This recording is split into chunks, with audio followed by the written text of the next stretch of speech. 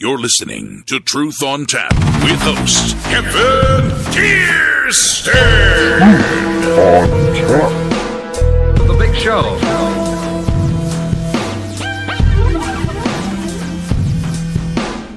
Some say that karma is a bitch. Some say that karma is a bitch. The Big Show. Okay, so last week I had to travel to San Jose on business. I called about 3 hotels. They didn't have anything. Apparently there was a Macworld convention going on or something, but I did call a hotel that had a room for me. I didn't know at the time it was a haunted hotel.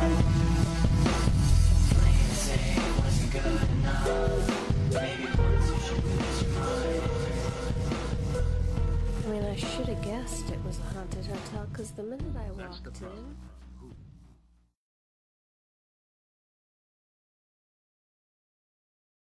You're listening to Truth on Tap with host Kevin Kierstead. My goodness, man. Can anything be heard in here tonight? I damn sure hope so. Tell me about this, man. Some say that karma is a bitch. Some say that karma is a bitch. The Big Show. Listening. There we go. Now we got stuff coming. You gotta restart and shit to make it work. A brother can't get a straight answer from nobody, no. Yeah, karma is a bitch. Gonna come and get you right when you're not looking. That's what karma be doing and stuff. Yeah.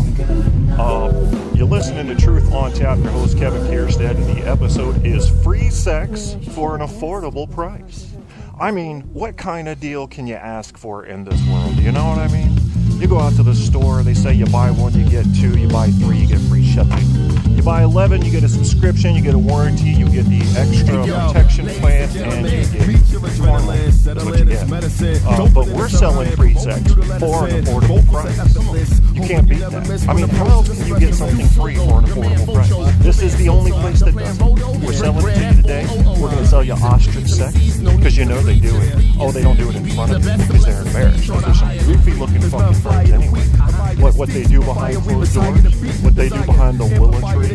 Yeah. Can you imagine? 2 fucking ostriches, literally, jumping around, flapping their would-be wings. Flightless birds have always been a thing of mine, because I hate penguins. I hate the penguins in the NHL, so I hate penguins. They're little fuckers, you can't trust them. Look at the way they walk. Anybody that walks like Danny DeVito cannot be trusted. You don't trust him. Ramsey's what? A comedian who routinely appears on the show. You can't trust him. You can't trust him. He'll punch you right in the nuts before you even have time to say, hey, don't do that, you little midget motherfucker. He'll punch you right square in the nuts, man. It ain't right. There's nothing right about it. But he does it. Oh, now we got songs playing, because I got a playlist thing going here that I forgot about. Excuse me there. Yeah, well, you got some good grooves, you know. You got some good grooves there. You can't complain about that, can you? You can't complain about that. So, yeah, talking over music is not my forte. But, well, it's one of my favorite songs. This new group here. This new group that I got a couple of songs from. Now you've heard Jazz Addicts Lemonade. Jazz Addicts Lemonade. I like it. A friend of mine, John, I can't pronounce his last name. I'm going to try it. Kapau. I don't know, Kapua. It sounds kind of Hawaiian. Not sure the origin of John's name, but he introduced me to this group. Listened to a few of their songs. Lemonade was one that caught my attention, because it makes me want to limp around and kick shit. I used to jump around and kick shit, but age has a way of turning that into a limp. If you're still fashionable and you have some sleight of hand, you can make a limp look good. I do. I bring fashion to the limping world, and they appreciate it, you know. There's certain ways to limp, and there are certain ways in which you do not limp. There are certain ways in which you can limp and look like a white man. You don't want to look like a white man when you limp, regardless of what your color is. Do not limp like a white man. Limp like a black man pimping. If you limp like a black man pimping, people will respect you. They'll think you're doing it on purpose. They won't think you have a condition, even if you have a cane. I mean, you know, who was that group where the white dude had a cane back in the 80s? Remember him? Everybody loved him. He didn't need that motherfucking cane. Hell, Big Daddy Kane named his whole self after a cane, even though he spelled it wrong. That's okay. Spelling was not up for the test there. You just got to make money. That's what he did. Listening to myself play back in my ears here just to make sure the show's going well. Using some new software tonight for this broadcast, which hopefully will not be any type of problem. Because, you know, whenever you use new technology on something like this, it's always a trial run. You know, I'm using a beta version, but I would have done any goddamn thing I could have to get away from Sam Broadcaster. Whoever made Sam Broadcaster, fuck you, and fuck the people that work for you. Send that on my Christmas card to yourself, because I'm not sending you one. And you people suck. You know, I'm just, you know, I put all my time and all my training into learning this software, and only through massive amounts of digging through the internet and 40 or 50 or 60 wasted fucking hours of labor do I find out that this broadcasting software is a big giant midget dick sucker that works for ostriches. And ostriches run the mafia, as you know. I heard that from Alex Jones. It must be true. Anyway, enough about ostriches. I really shouldn't pick on them, because I'd be doing that. And I apologize to the ostriches that are innocent, but the ones that look all fucktarded, you know who you are.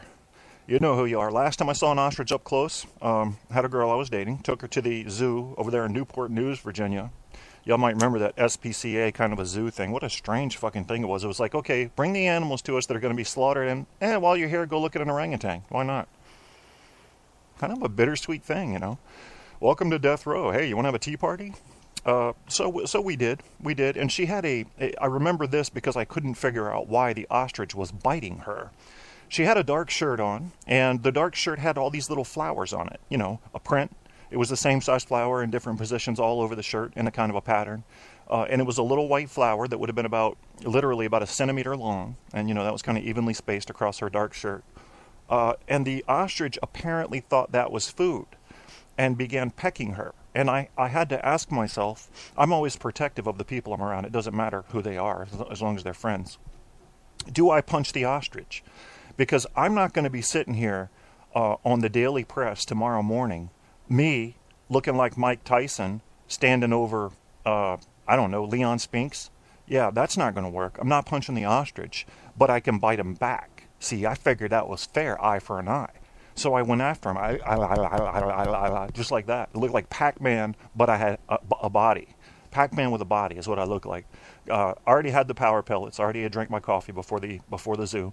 So I'm biting at the ostrich, but I think he thought I wanted to kiss because he was like getting back in my face, but not biting. So, and then I was like, I'm not trying to make a pass at you. I'm trying to bite you and harm you. I want to harm you because I don't want you to eat my girlfriend. Because if you eat her, then I don't even have a girlfriend. And that's no good for anybody, you know. I never did bite the ostrich, but I think there was a certain reckoning there. We met eyes, I stared into his face, and I said, you're about a fucktarded looking motherfucker, you know that? Why do you even have wings? Why, when you run, do your feet miss the ground half the time? You run like 6 steps to every step you take. Ostriches and I have a history. Yeah, I used to work at a company where I would run like an ostrich in order to make everyone laugh, and it worked. It worked. That was when my knee and back were healthy. That was 20 years ago. Almost to the day. All right, let me turn my own voice off in the background. Don't like my own voice. Did you know that? Yeah, kids, I don't like my own voice. Not many people do. And you know why? Let me tell you why people don't like their own voice. Very interesting little factoid here. I'm not being funny. Well, this is my theory anyway. People, when they hear their voice on something, don't they always say the same thing? That's not me. That doesn't sound like me. Isn't that what they say? Yeah, well, it does sound like you, friends. It sure does. Sounds just like you. And the reason you think it doesn't sound like you is because your voice coming out of your mouth, the way it vibrates your bones and your skin, especially near the eardrums, is going to set up a different listening perspective than you hearing it through a radio or on computer speakers, whatever, a phone, anything like that. So we don't like it because it is not true. People really like things to not fuck around, don't they? They like it to be true. I want it to sound exactly like it sounds to me, or it's not true. It's not true as in false, but not true as in accurate. You know, I think that's what it is. So when I hear my voice, what do I think? I start criticizing it. I say, Kevin, you sound like a smartass. You don't like smartasses, so try not to sound like a smartass. I don't know. I mean, sometimes I'll say a word too often. Like, I'm really good with not and you know all the time. I use them sometimes. And that's always fun. I just did one because I was distracted. My lady friend coming out here to get a picture of me working. I had asked her, I told her I wanted a portrait to replace my Facebook one. Didn't know she was coming out tonight, but okay. Hello. You're on the radio. Well, okay. But I'm not going to act like a smiling, pretty little fucktardia girl. Oh, you know what we could do, too? We could get the author sign in if I stand up. You know? Why not?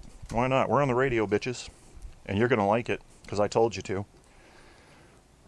You're supposed to go horizontal, babe. People hate vertical pictures. If I farted, would the cloud make it into the picture, do you think? No? Okay. She doesn't like talking on the radio, so I'm getting a lot of body signals right now. Yeah, so. All right. Ramsey will be calling in a minute with his friend who also actually works on a real radio station on a college campus. He's a comedian. And go ahead and work on it, babe. There's no rush. And technology is not our friend here tonight, you know? It's not working with us. It's working against us. That's life. This is Walgreens. And we'll be talking to him and his friends. So there's two comedians. Now, you may be saying, what kind of comedians? I've never heard of them. And I haven't even told you the other guy's name yet. Anybody can call themselves a comedian these days, can't they? I can call myself an author. I've written 4 books. Does that mean I'm somebody you would have heard of? No. It's a new world we live in. You have the internet. You have access to Amazon.com. You can publish your own books. You can run your own radio show. There's a new allowance for fucktards to migrate to fucktardia. And we need to take that into account when we hear author, producer, researcher. Well, researchers never were really famous. But you know what I mean. Doctor. Fucking Dr. Dre. He ain't got no PhD. He ain't got no PhD in nothing but pimping. He's a professional pimp. And a musician. But he's got more money than me, so I'm not gonna bitch on him. Did you get one? Oh, you did? Okay. I didn't know you were taking any. Did you get the thing in the back? Okay. Any of them look halfway decent? No? Yeah. Okay. Well, I would have smiled if I thought you were taking pictures. Oh. I'm taking them. I'll take some more. Okay. All right. So, waiting for Ramsey and a gentleman that I'm going to give you the name of in just a minute to come in. And once I look it up, from Saint Xavier University. Yeah. I'll pull his name up in a minute. All right. Well, we'll look at those later then. My lady doing a photo shoot here because she's good at all things. That's how that works. RH negative blood. Have you heard about the rumors flying around? People that have a negative type blood. Are you a negative type? I'd like to hear from you. You could call in 910 no lying. No lying is the number, 910-665-9464. You can go to the Facebook page, facebook.com/truthontapshow, and start all kinds of conversations there. You can set up co-host spots, set up guest spots. You can get in on the chat. The chat's going to be at the Spreaker site, spreaker.com/user/truthontap. Occasionally, I don't check the chat. We've got one in there already, but Ramsey always checks the chat because he's a little Arab midget and he's always counting shit. Because you know how they do? They be counting shit all the time. Hey, what the fuck is the Clydesdale? All right, Ramsey's in chat. What the fuck is wrong with you, Ramsey? God damn it. Okay, all right, so that's Ramsey. They'll be calling in any second here, and I'll have a couple comedians on for you. Maybe give you some entertainment that I'm not quite capable of giving you. I try to be funny, but I'm just not good at it, you know? At least I know where I stand. Like, I know I can be funny like 30% of the time that I'm trying, so I know where I stand. I got to work on the other 70%. But these guys can be funny all the time. They look funny. Well, Ramsey does. I don't know about the other guy. I haven't read you his name yet. Let me pull that up. Ramsey, if you're listening to the show right now, go to the chat and tell me how it sounds. Using new software tonight, go to the chat and tell me how it sounds in there. The gentleman that Ramsey will be coming on with tonight, who works for Saint Xavier University. He's been there 5 years, stand-up comedian, illustrator. I believe he's a biology major, according to Ramsey. So we'll have some fun. We'll talk DNA and shit tonight, double helix shit. 11 p.m., let's see. Yeah, I need to get his name real quick, and I will, because I'm good with the research. Brennan Weaver, just like it sounds. Brennan Weaver going to be on with us tonight with Ramsey Swice. And your host, Kevin Kierstead, the fuck-tardiest of them all. That's how we be doing. And that's not all we're going to have. Like I promised, we're going to have free sex for an affordable price. We will talk about sex for free for an affordable price. Definitely. Wouldn't leave that out, you know. Once I make a promise to you, 7 times out of 10, I'll keep it. 2 times out of 10, I'll back out. And 1 time out of 10, I'll forget. So you just have to work with those numbers. See, it always comes down to numbers, probability. That's all life is, really. You don't know shit. You think you know something? Tell me something you know. You think the sun is there? Prove it. What, because you go there and you touch it and you burn yourself or you burst into flames? It doesn't prove to me the sun's there. That could be, read Descartes and you'll know nothing really exists. Well, you can't prove it exists. Maybe it does, but how do we know? We don't know. You don't know anything. Everything's probability. Hell, Socrates said that. That was the smartest line he ever said. And yes, I do mock it all the time. Only one thing that I know, and that is that I know nothing. That is the mark of an intelligent man. That is a man who has backed off of his belief system and said, what do I have here in fact? And when he shuffles through it all, like somebody mining for gold, and shakes the screen, everything falls through the screen and there's nothing left. Then you know where you stand in this world. Think you know a bunch of shit? No, you just fooled yourself. You're just fooling yourself. But go ahead, if it helps you get through, go ahead, believe in shit. Believe in invisible men operating your lives. Believe in, aliens abducting you. I believe aliens are out there. I'm not sure if they've been to Earth. I'm just looking at the statistics, the probability. I like Drake's equation. I think it has some holes in it, but I think it starts off in the correct direction. Oh lordy, how about ostriches farting? They try to fly, but they can't. I mean, their mass is far too great for that wingspan to handle. But what if they could fly? I mean, can you imagine? If they could fly, for one thing, they'd be here in the U.S. by now. They would have flown over here. So you're out there in a Volkswagen going 70 miles an hour. All of a sudden in front of you is something about as big as your car flying straight at you. In through the windshield comes he. In through the windshield, face into your face, you die with an ostrich beak to the brain. Now, I've seen a lot of tombstones. I like to go ghost hunting. I rarely find anything. Sometimes there's some freaky shit. And I've seen what you might refer to as an entity on 3 different occasions. However, I have not seen a tombstone that said, here lies a man who got killed by a bird. And it turns out that bird is the word. Bird is the word. Yeah. Uh-oh. I think I hear the phone ringing. Kids, I think I hear the phone ringing. Who do you suppose it could be? Incoming phone call. Is this Ramsey Swice? Yeah, and it's Brennan, too. Brennan! Hey, what's up, guys? Ramsey and Brennan. Okay, well, I know one of you is a fucktard and the other one I don't know about. So I'm going to give our audience a bit of a mystery here. Okay, audience, try to figure out who the fucktard is and who you don't know. One of the two. This is an easy one. So how you doing, Brennan? I hear you do stand-up comedy as well. Yeah, I do a little bit of stand-up, too. Okay, and you also work... Yeah, I met Ramsey through it, so that's how... Okay.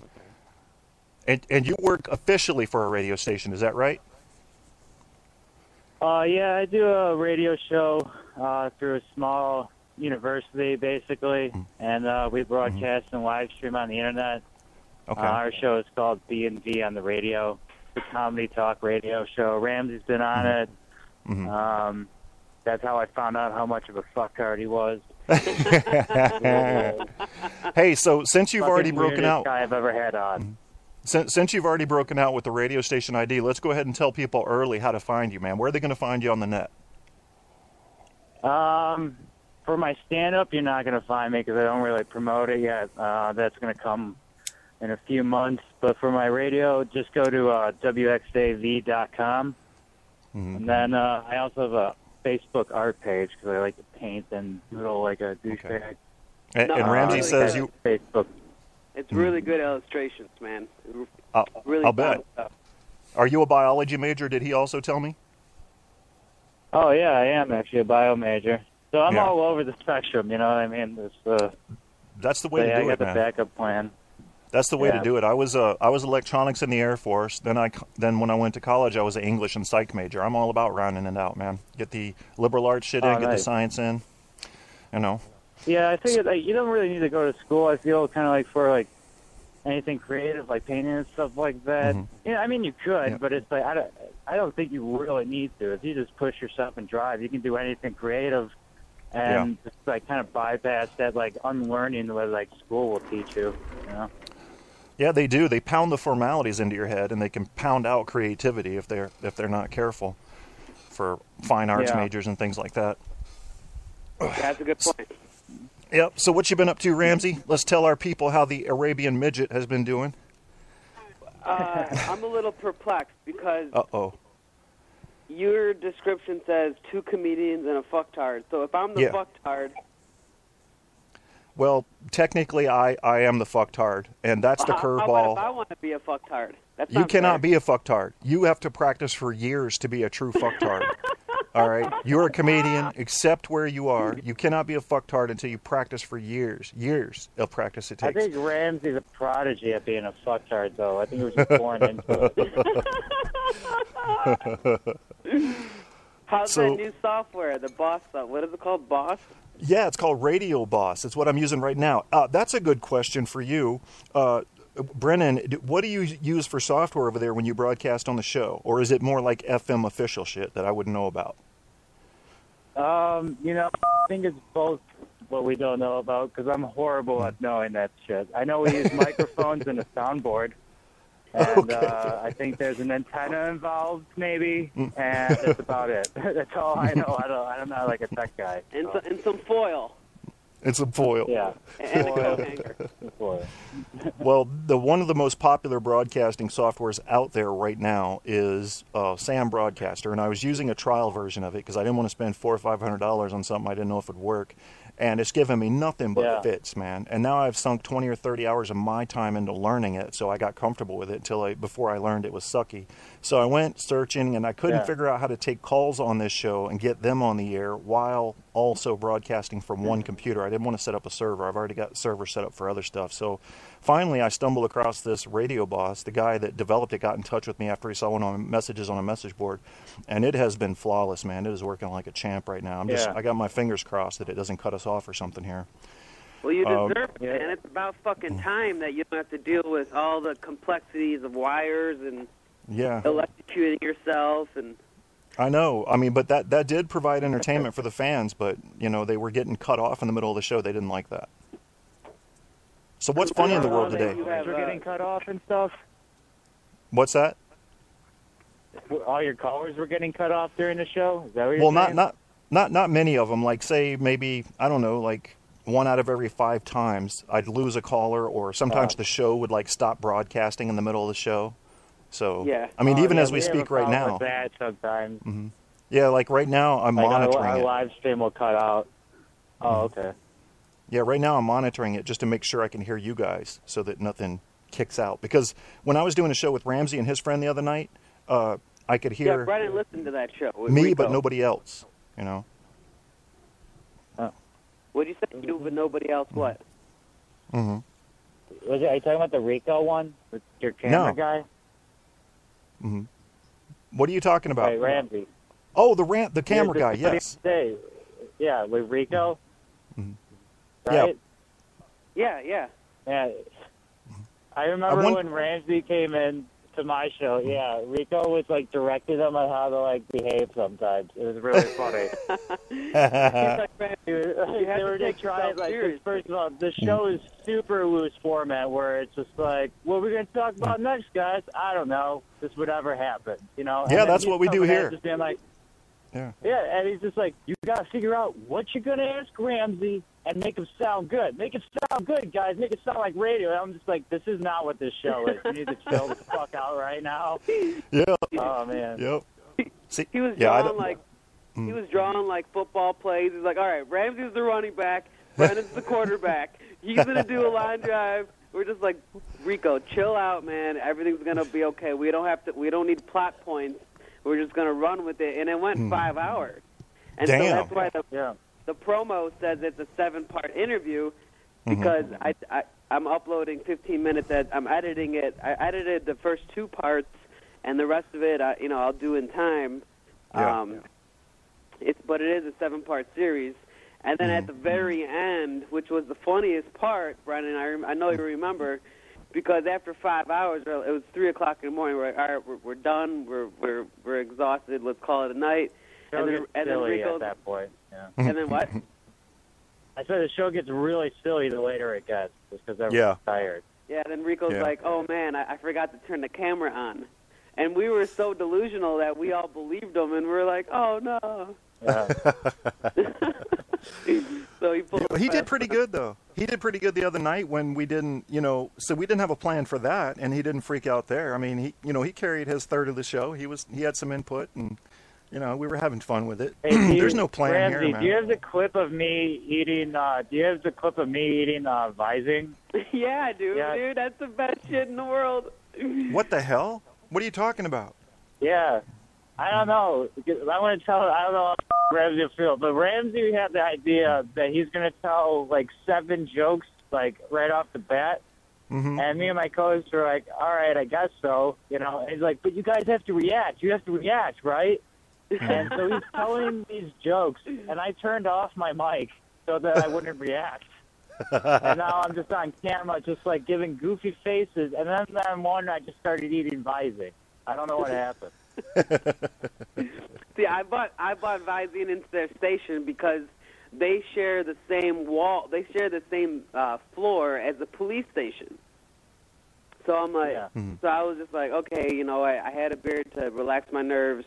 I'm just going to use some Visine in case the police come knocking and they're not like all picking on the small guy like they usually do.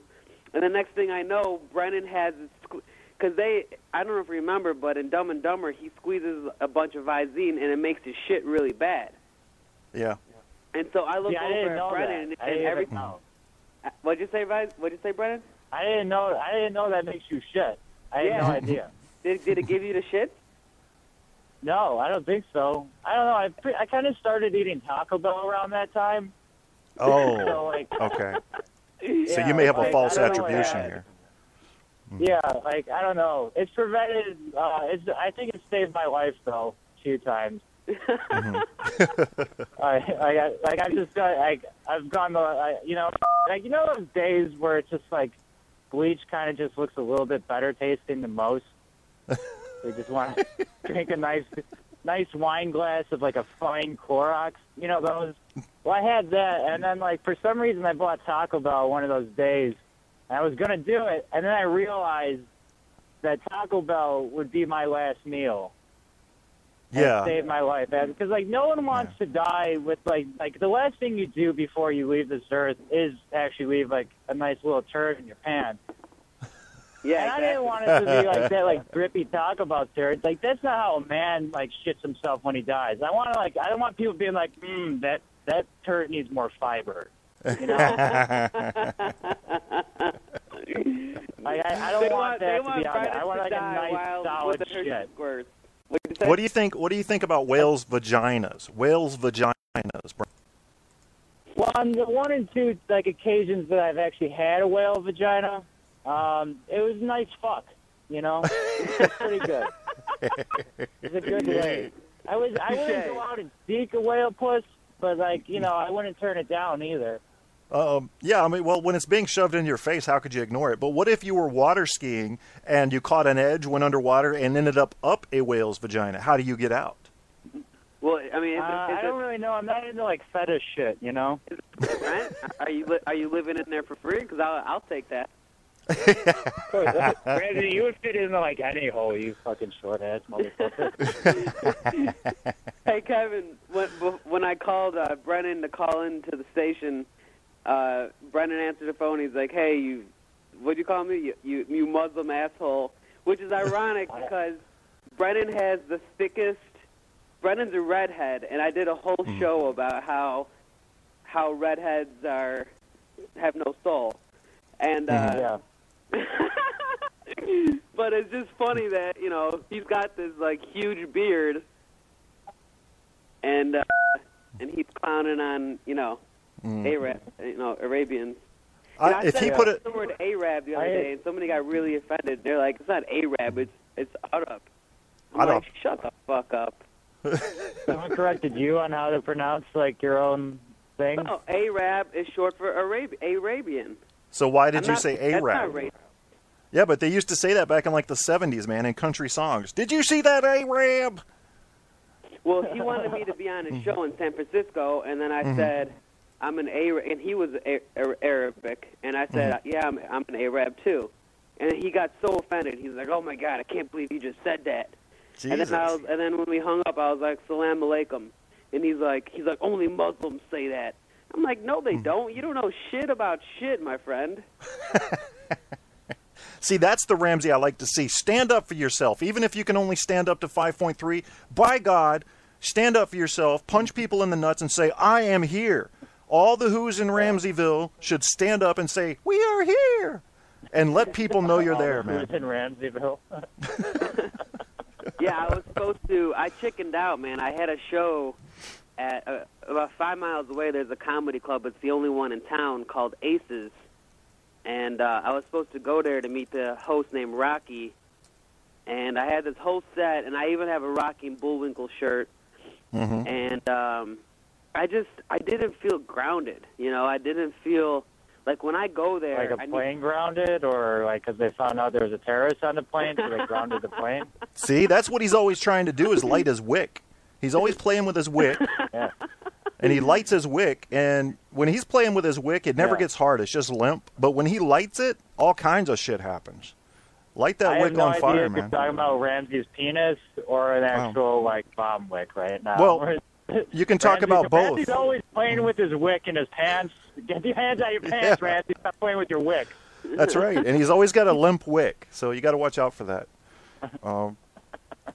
If you're taking a shit in an airplane and somebody pulls out their wick and waves it at you, you got to jump on them and yank their wick off. Don't fuck around, because you don't know. That could be Richard. Remember Dick Reed, the shoe bomber? I cannot like this. I am stupid. No, someone had a bomb in their underwear. Dick Reed?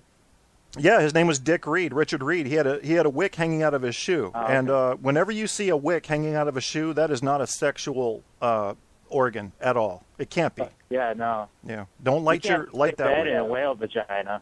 You could, but she wouldn't know. She'd be like, I think I felt a mosquito. Yeah. Hey, if you were stuck in a whale's vagina, wouldn't the whale think she was giving birth? Wouldn't the whale would feel the pressure on the vaginal wall and say, by God, I'm having a pup? I think that's what they call whales' kids. Definitely.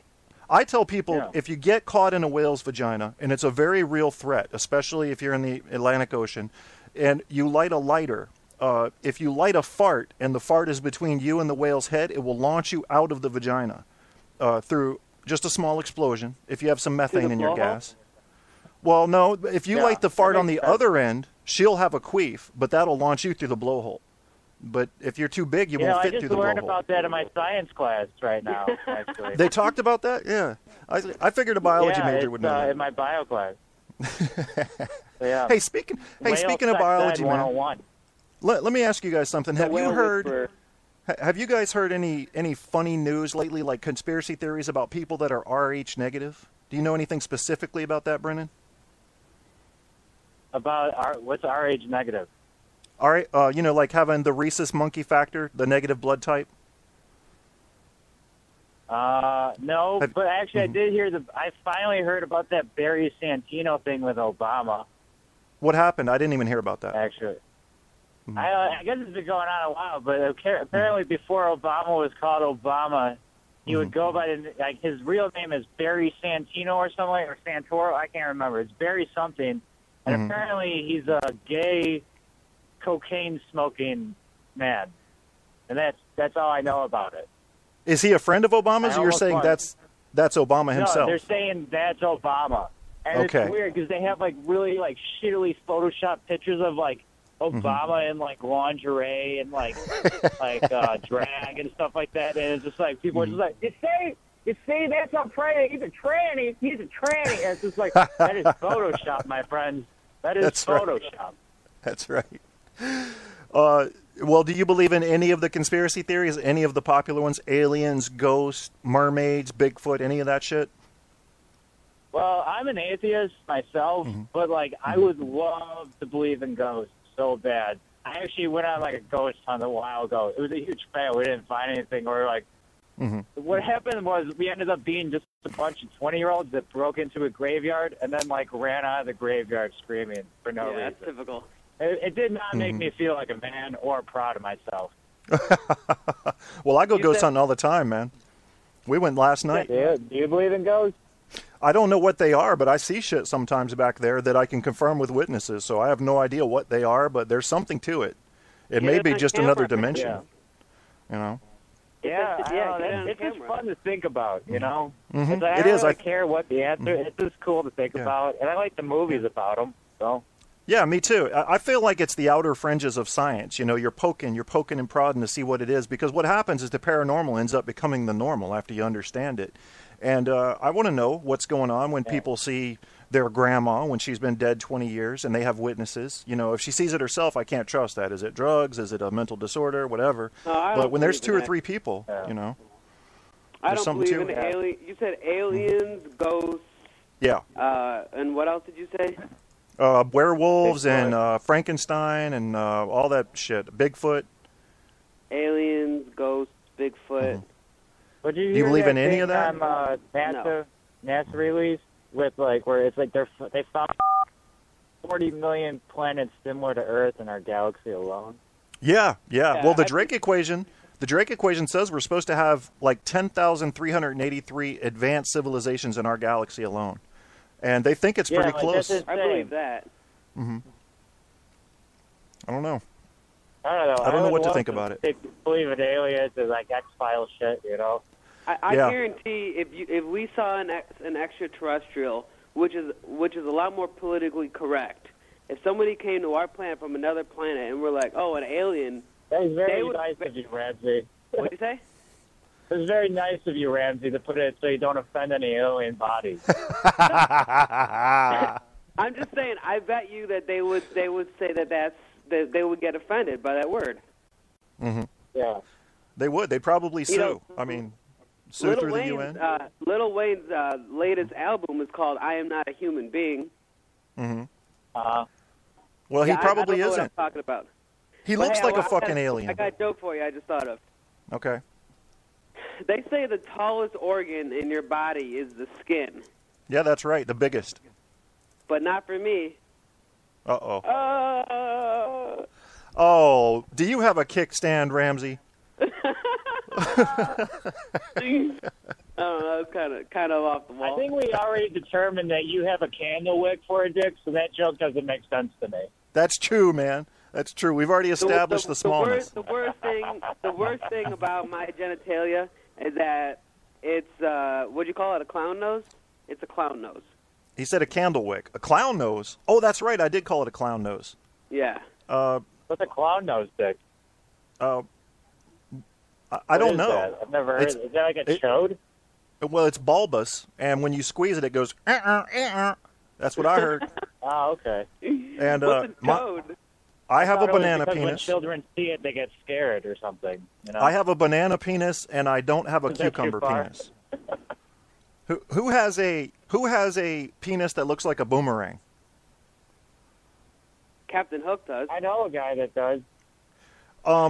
What if it was detachable? I don't want to elaborate. What if you could take your penis off and throw it, hit somebody upside the head, and get it back and put it back on?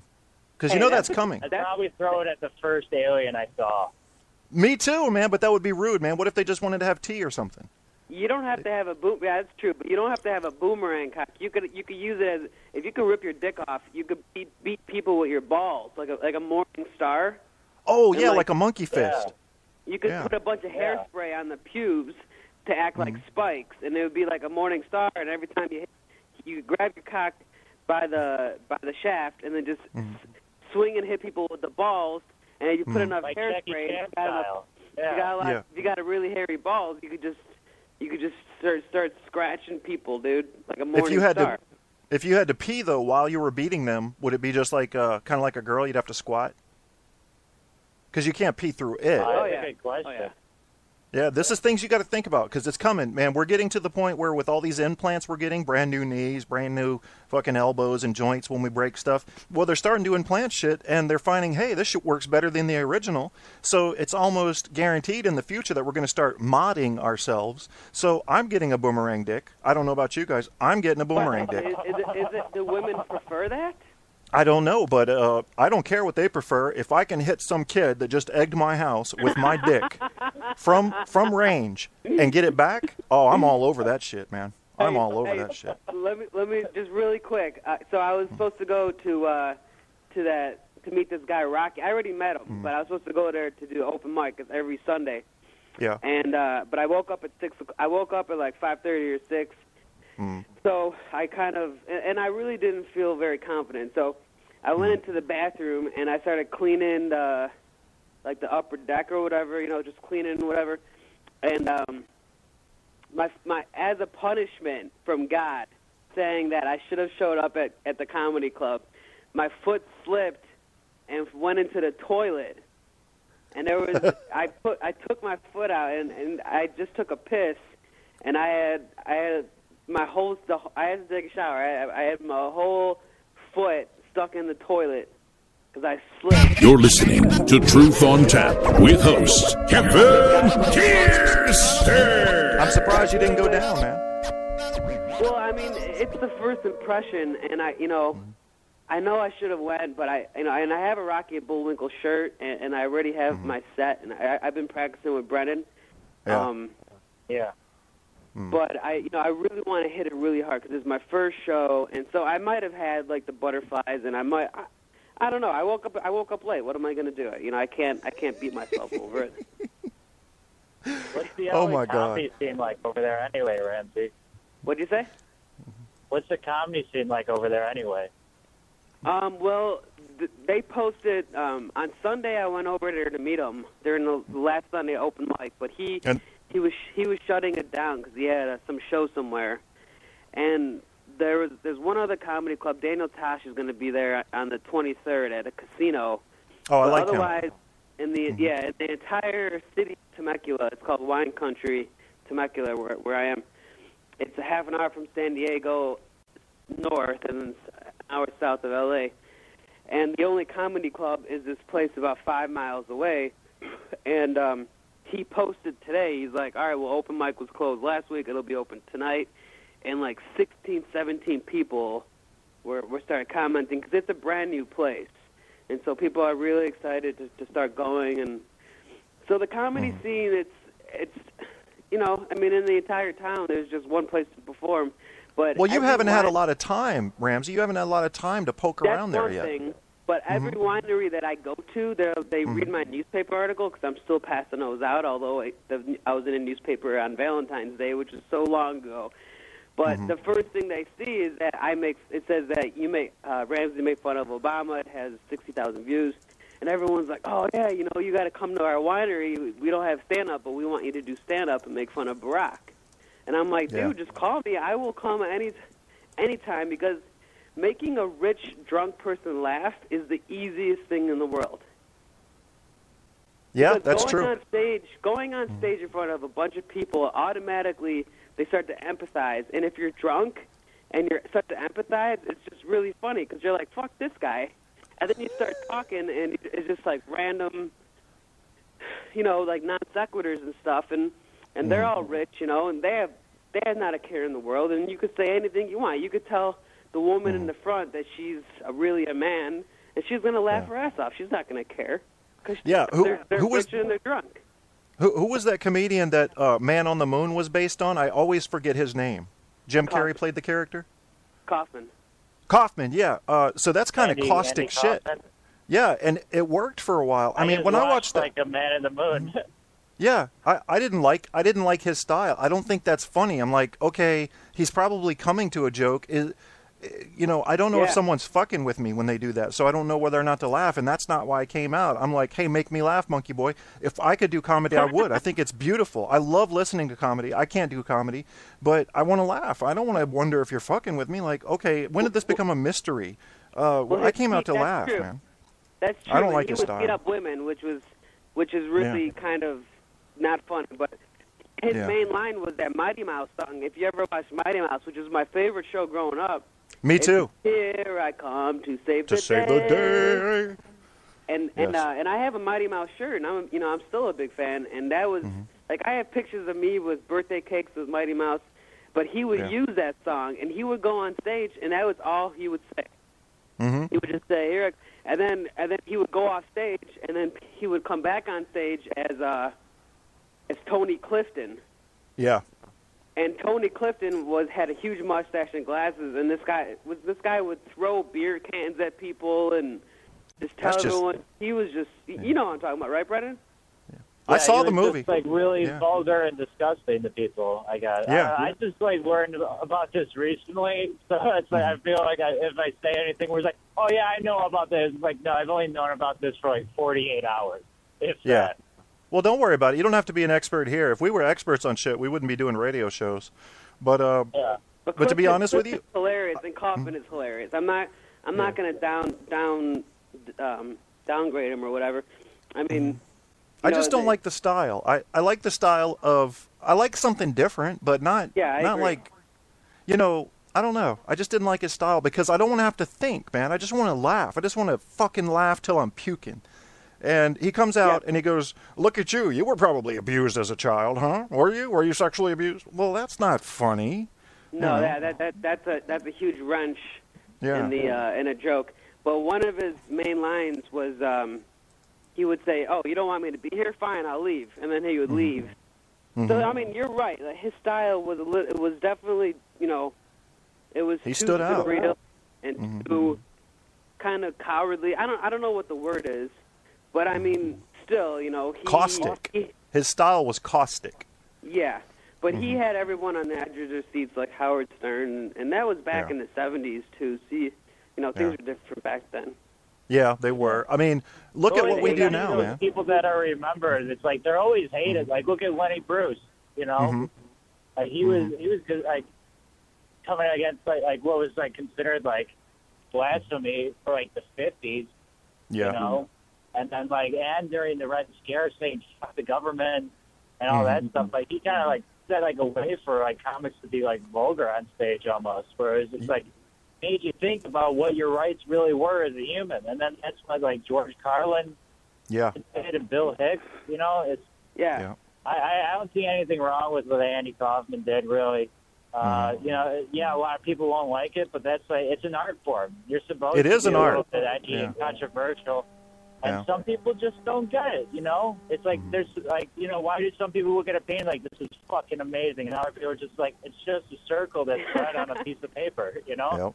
It's the eye of the beholder. It's not for everybody. Yeah, that's true. I didn't like the style, but I'm guilty of I'm totally guilty of isolating a crowd once in a while. On Halloween, I told people I had a Halloween treat for them, and I handed out razor blades. And I was like, I'm just a traditionalist, guys. And then it kind of made them kind of stand up. I'm like, if you don't find that funny, take a razor blade and kill yourselves. And then that didn't work. And then it was just me being like, well, this is fucking awkward, guys. You hate me. It's still funny to me. Just looking back on that, that's just a funny story to me. And I don't really care. I do care if I isolate a crowd, but at the end of the day, it's not gonna I'm not gonna get butt sore over it. Well, do you feel? How do you? This is a good topic. Why don't we talk about how you can conquer your fear of speaking in front of a crowd? Because if you can do that, Brennan, you're very comfortable in front of a crowd. Obviously. What about some of the people that listen to my show absolutely fear public speaking in any form? How do you fix that? Do you know? How did you learn it? Pretty much, it's like how they tell you. Just admit that you're afraid, and then it's pretty much. I'm going to I don't know how to word it, but quit being a puss about it. There you go. It's like go up and just do it, and then realize that if you do bad, no one's gonna remember. That's the big thing. Everyone just yeah, you remember when you suck, but no one else really does. Everyone else blocks for it me, out. I Everyone record only every remembers show, the good so it's people that did different. good. Mm-hmm. What was that? I said for me, I record every show, so it's different because every time it's like gambling, Yeah. But Kevin, I gotta admit, man, and I'm not pretentious, but and he is the best comedian. I'm not even lying. This guy he's just sharp. He's dry, he's like dry, like I can't even explain it, dude. He packs a punch. He has a flow. He's fluid. There's a lot of segues. Yeah. It's hilarious. Like even when there was one time where he kind of lost the audience, but he starts to empathize, and then his facial expressions, you could see it. Like that people are laughing, and it just makes it funny because he probably thinks he's not funny, but people a lot of times when they're laughing and no one's laughing, they laugh to themselves because they're embarrassed that no one else is laughing and they don't want to laugh out loud. But Brennan, I mean, I would pay money, even at an open mic, any time of the day and twice on Sunday and 3 times on Wednesday to see him perform. He is, I mean, this guy packs a punch, dude. He packs a fucking punch, like a Mike Tyson. Where do you perform at, Brennan? He is just amazing. Lately, because I'm back in school, I mostly just perform at a comedy club called, I wouldn't even call it performing too much. I'm not doing too many shows. I'm just doing miking and working on new material. So I usually go to, Ashbury's, where he's familiar with, or Ramsey is familiar with, and then Riddles, and then a place called Cigars and Stripes, which I love. That's out in a town called Berlin, right outside of Chicago. Yeah, but you were doing 4 shows a night. And then I tried, was it? You were doing 4 shows a night at one point. Yeah, during the summer, I was doing 9 to 12 mics a week, and then a couple showcases here and there and stuff like that.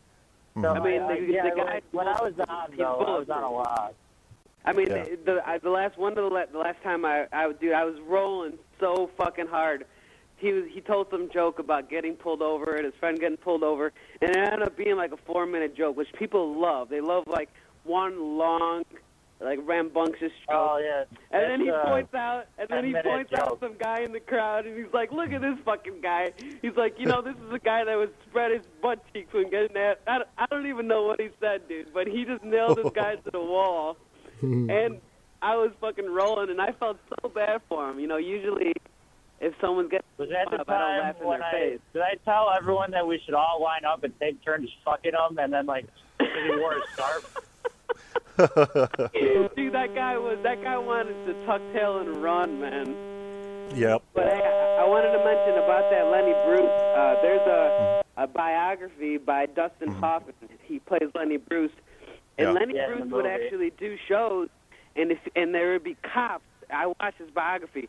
There would be cops lined up on the left and right side of the wall, and if he said blowjob or something like that, they would arrest him. Are you serious? Yeah, this. Yeah. That just, dude, everything he said, and it was just he would stare them in the face and still say it or get arrested, and it was eventually it just got to him. And he just kind of gave up, but it was well, yeah, what happens? That's what happens when you just get arrested after every show. Eventually, just there's only so much I can do.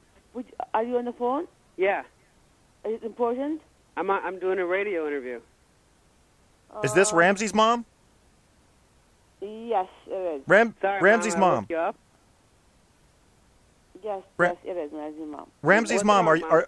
Hey, Ramsey's mom. Are you hot? Okay, Ramsey, I'll hang up the phone, honey. Go ahead. Am I loud? No, it's okay. My brother tried to call me, so I need. Nice, Kevin. Can I get your phone? It's okay, Ramsey. It's okay. All right, bye. Good luck. Bye. All she had to say was yes or no, man. Jeez. Kevin, I'm flying to fucking I just Virginia. kind of want to simmer in that moment right now and just enjoy every moment while just goes all over my palate, and I swallow it down, and then eventually digest it. That was a fucking. Are you high?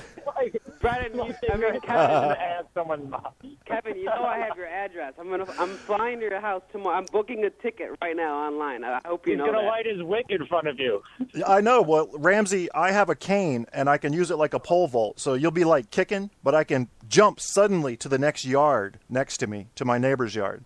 That's how quick I am. I'm lying. I'm Well, booking. if Ramsey was a bomb, ticket. you know he wouldn't be that big of an explosion. It'll be like a snapdragon. You know, it's like little things you throw on the ground. Like, you don't even have to worry about it. You could give them to a kid, and they get just like, yeah, have fun, kids. Throw it on the ground.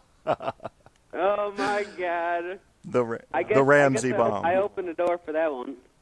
Yes, you did, man. You can't be having your mom on the show. I will put my mom on the show, and y'all can have a blast with her, but she won't know what to say. We've been doing like 2 shows a week. She knows that I had a radio show. She wanted to be on. She just lost track of time. No, my brother from the Middle East, she said, is calling. Oh, my bad. She's going to call from her Skype or her cell phone. Okay. Well, do you need to go? Do you need to let her call and call back into the show, or what? No. Okay, just checking. No. You know how moms are. They're just bossy. Yeah. They like to tell you what to do, you know? This is true. This is true. What are you going to do? Yeah. Last time I lived with my folks, it was after I got back from Northern Virginia. Stayed with them for about 2 months. And it fucking ruined me, man. I forgot what it was like to have a boss in the house. You know, it was just like, holy shit. You want to hear a fucking joke right now, Kevin? Yeah, go for it. Listen, you know what my dad's name is? I don't know his name, no. Boston. Are you serious? Dude, you know how much that sucks? Because I work for him, and his name is Bossman. So I literally, I'm getting bossed around because that's what he. That's his name is named after his name is Boss. He can't help but fucking boss people around. How's it spelled? Bossman. B-O-S-M-A-N. Jesus Lord Almighty. I know. I was born with a curse, dude. I guess you were, man. Jesus. Well, this guy, he can't even. If he needs a Kleenex and it's like 2 inches too far, he won't even lean over. He'll be like, Ramsey, will get me a Kleenex. I'm like, holy shit! I just turned 36 months ago, and I'm fucking getting this guy a box of Kleenex that's 2 inches away. This has got to be some kind of a joke. Damn. Well, you know, I was just thinking about, would he be upset that I asked your mom if she was hot? I didn't want to make the boss man mad. No, she took it in jest. No. Oh, good. No, he's good. not here. He's in Santa Monica. Oh. My phone? What's he doing in Santa Monica? Tell us a secret. He is investing in a pizzeria. Oh, okay. Are you still there, Brennan? Yeah, I'm still here. Oh, I was just checking for a pulse, man. You know how we be doing on the radio. Yeah, no. My phone keeps, like, cutting in and out. So it's Are you hearing any... I just hear, like, Scrabble, yeah. and then it'll, like, come back in. I'm not hearing that on my end, but I heard some weird beeps earlier. Are you hearing anything funny, Ramsey? I heard, like, 1 or 2 beeps when he first started to, but no, everything's clear, crystal clear. Okay. I've heard Ramsey breaking up, but when you talk, Brennan, I haven't heard you break up. But sometimes it's like... It just goes into static almost, and then comes back to normal. So that, for all I know, that could be on my end. When I talk? Yeah, when you talk. So do you have a good signal out there? Does everybody have a decent signal? Yeah, I have a pretty good signal. Okay. And I'm driving too, so that's probably why. Oh, you're driving. Oh. Yeah. So I just Okay. put it to like I'm driving. So it's You like, realize, I'm B, going under a bridge. You're doing this show while driving. That's worse than texting while driving, because this show will fuck your head up, man. This show will distract you. Yeah, I know. Yeah. Sometimes on the show, I get naked and nobody knows it. And I'm sitting here quite pleased with that, because if we had been in radio 30 years ago, I wouldn't have been able to do that. I'm in a studio. You know, you got people coming in. Or, you know, Jehovah's Witnesses are coming. They want to preach to you. You can't just walk around naked with your balls hanging out. But here I could do that. Now, I've never really done it. That's a joke. But the fact that I could just makes me very happy inside. And we can talk about whales' vaginas. We should all do that right now. We should all just get naked. You should. And you should. Then, we should all just talk about whale pussy. Let's do that. Brennan, you're fucking crazy. I think we should do that. Kevin, when I did the show at Saint Xavier, when we ended at 3 o'clock, Brennan fucking started he took off his. He started acting like Buffalo Bill. I forgot about that. He started acting like Buffalo Bill from what was that, Silence of the Lambs, where he's like, It puts the lotion in the basket. Terrified. I fucking ran away, dude. Mm-hmm.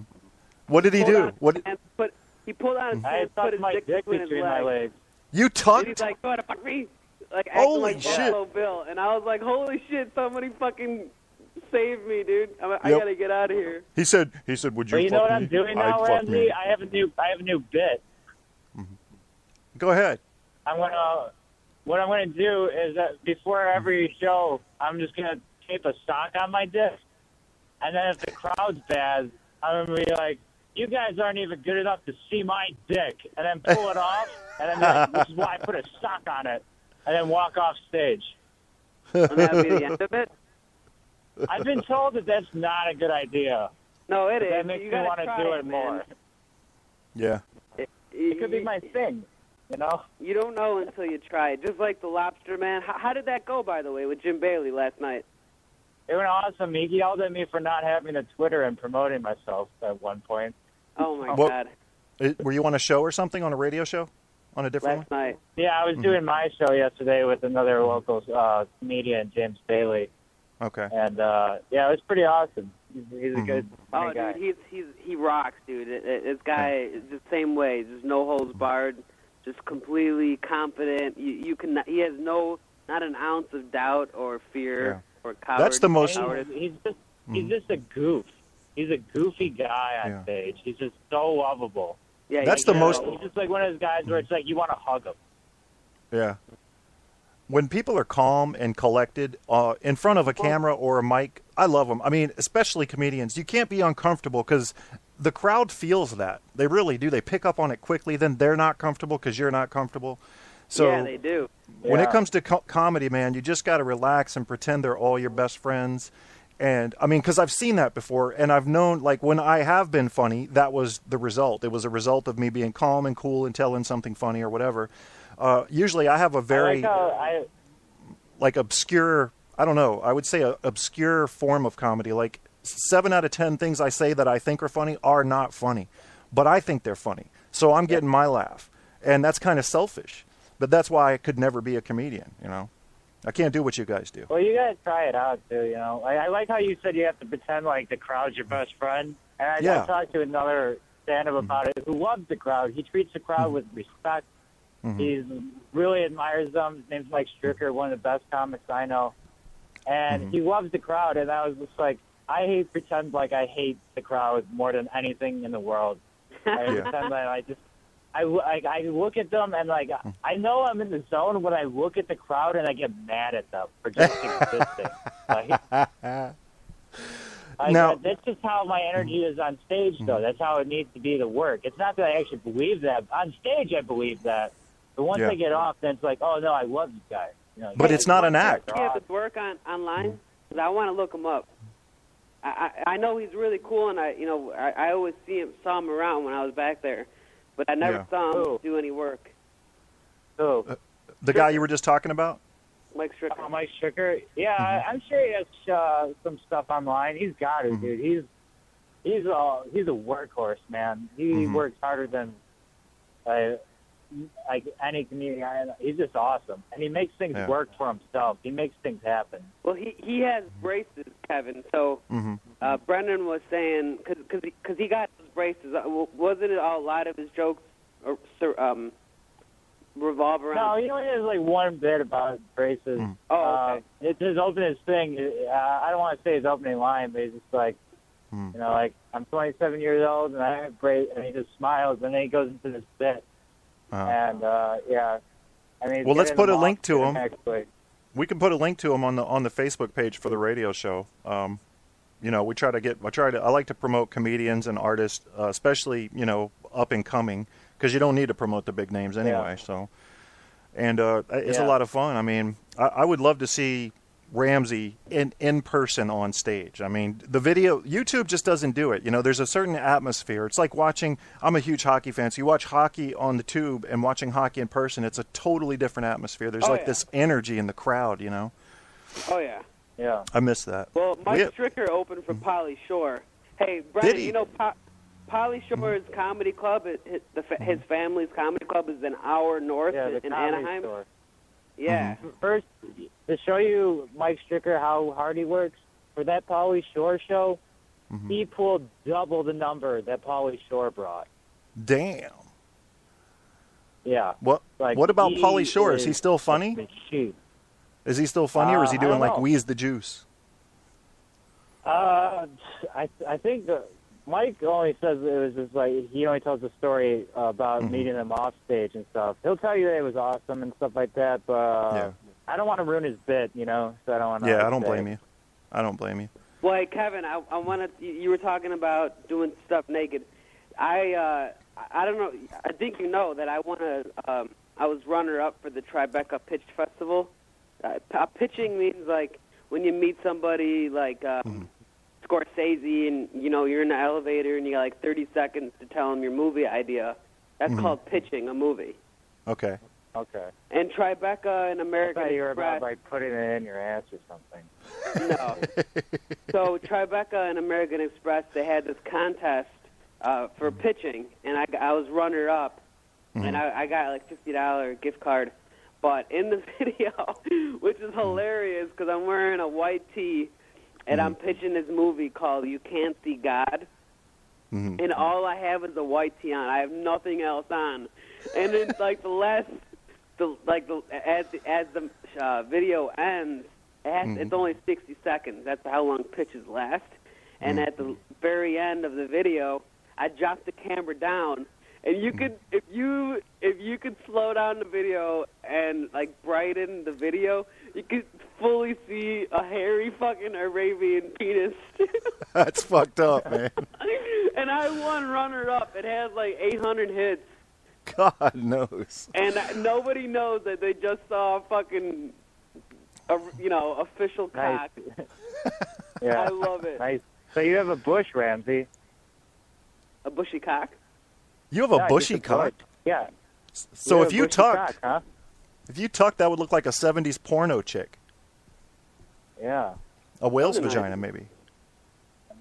You know, this is Movember. I don't know how I feel about you anymore, Ramsey. You know, Brennan has crabs, and he puts ice down his pants to keep them fresh.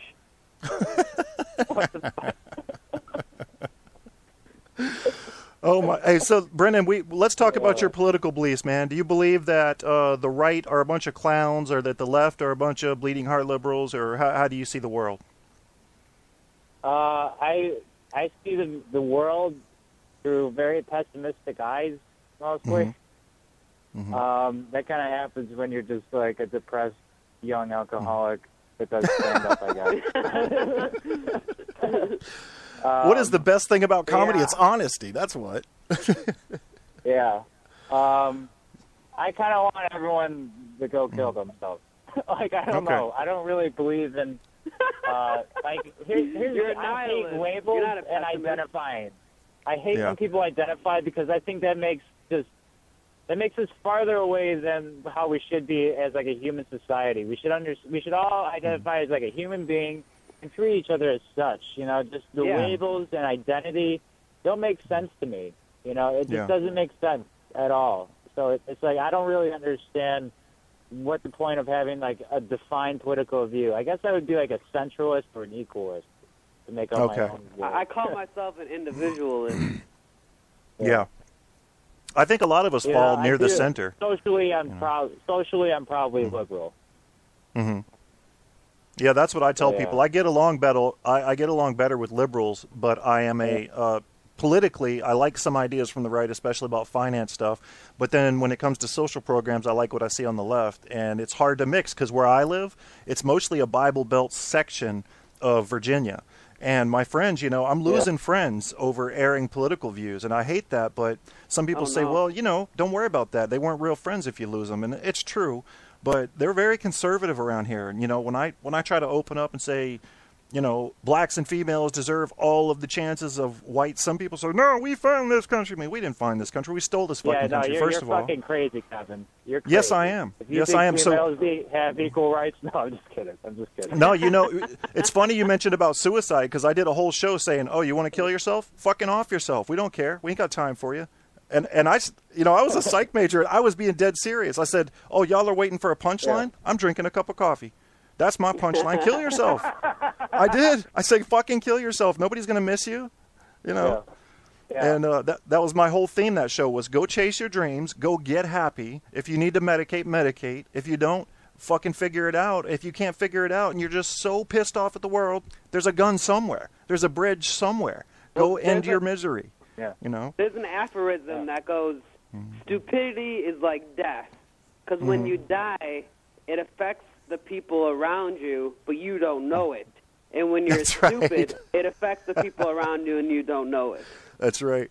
I've seen that on Facebook. Ramsey's been co-hosting the show a lot lately. So Ramsey, I'm going to start letting you call some shots, man, so you can start picking guests and figuring out, you can run the show. I have this actor in Burbank that's dying to be on our show. Paya is dying to be on our show. She's in Burbank? I thought she was in Philly. No. I have an actor named Chris Weebler. I call him Weeble Wobble, and he goes to auditions every day. So you could get like a first person's point of view of what it's like to audition and to be in casting calls and meet casting directors and get into the thick of being an actor. Because him and his wife started looking for jobs, and they're basically doing don't have any money, just following my dream. So he wants to be on a show. Paya wants to be on the show. Rico, I think, wants to be back. My sister is dying to be on the show. She hasn't been on yet? Your cousin was on. My cousin was. Okay. Diane or Deanne. So you're just having your family come on the air? Oh, I had Tim John once, and then I had my cousin visited from the Middle East. She doesn't really speak English, but she was on. She was the only family I've had on so far. Yeah, because a lot of times we talk about politics. Hear that. Yeah, we talk about bridging the gap between the traditional white imperialist American and the Middle East because, all the people, well, not all the people, but I always exaggerate. Some people I know think that everybody from the Middle East must be a goddamn terrorist, and it pisses me off, and I can't. So that's the main core of what Ramsey and I do. We act like we're at each other. We cut each other down, but really we're just bringing the truth through comedy. I think comedy's got to be the most honest form of communication out there because you're telling all these things truthfully. I don't even believe in race. If you know what I'm saying. You know what I mean? I think race itself is another identifier that humans just make up. That's a good point, man. So it's I don't even follow it. So it's just I don't know, I'm not saying it's just if I can tell that you're white or you're black or whatever. It's just but at the time, I'd say I really don't believe in anything. I believe in culture. But I don't know. That's a really good point, Brennan. Really good point. Ramsey was right, Thanks, man. Ramsey. I appreciate that one. You're almost a nihilist. Yeah, would you call yourself a nihilist? Yeah, I was big into Friedrich Nietzsche a little bit, Yeah. He's a fucking biomaker. Yeah, I guess I would genius. consider myself If you go on his Facebook, all you see is Brennan with a bunch of fucking scientists and a bunch of fucking, I don't know what you call them, fucking tumblers or whatever, fucking making potions and fucking measuring how much, ions are in fucking neutrons and shit. Yeah. He's a fucking scientist. He's a chemist. It makes total dude. sense, man. It's total sense. Yeah, I guess that is because of the science background that I do believe in hardly anything besides chemical reactions. Yeah. That's all I really believe in. That's what I believe in when it comes to psychology too. I think it's all chemical. Cool. Guys, we got to take a break here, so I'm going to play a couple songs. Why don't y'all call back in at about 15 minutes, and we'll do the other half of the show. Okay. What do you think about that? Is that okay, Brennan? That sounds good to me. I'm going to go drink some. Then come do it, back man. with you guys. All right, and we'll just be raw. We'll just be raw as shit when we come back and just talk about anything. All right. All right, talk to you. All right, I'll be naked. All right, be naked. All right, see ya. All right, talk to you soon, buddy. You've been listening to two comedians talk to you tonight. Two comedians. That would be Brennan and Ramsey, and they're going to call back in. But I've got to get my little break on and got to play you some Bad Ace. And I think I'm going to play, because I like this song so much that I'm going to play it tonight anyway. So I'm going to play Bad Ace, and I will play, where am I going to, let's see. Bad Ace will play a special, which is one of my, well, I've played that too much lately. Let's play Reality Check instead. We'll play Reality Check, and then we will play Jazz Addicts Lemonade. Let me remind you what you're listening to. You're listening to Truth on Tap with host Kevin Kierstead. And then we will take you into Bad Ace Reality Check, followed by Jazz Addicts Lemonade. We'll be back on with you in just a few minutes. Hang in there. You're listening to Truth on Tap. Your host, Kevin Kierstead. See you on the other side.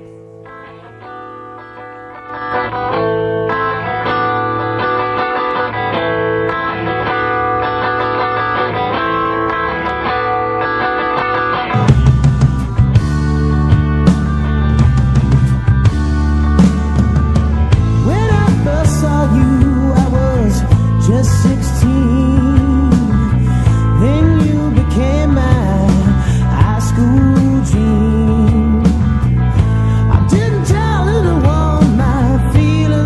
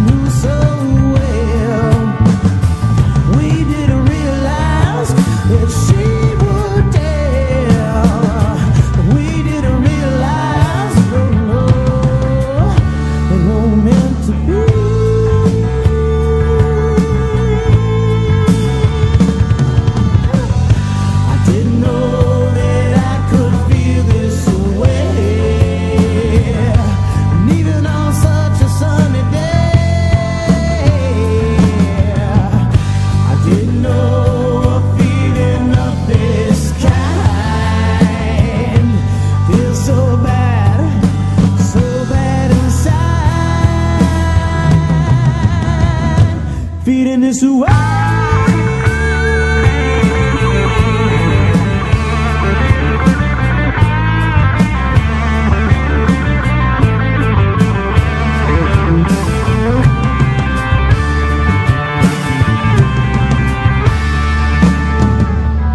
Ran across your picture, baby, just the other day. Imagine conversation, and you knew just what to say. Hold you in my arms and never let you go. And I realized I love you ever more. I didn't realize, I didn't realize, I didn't realize I felt so strong for you.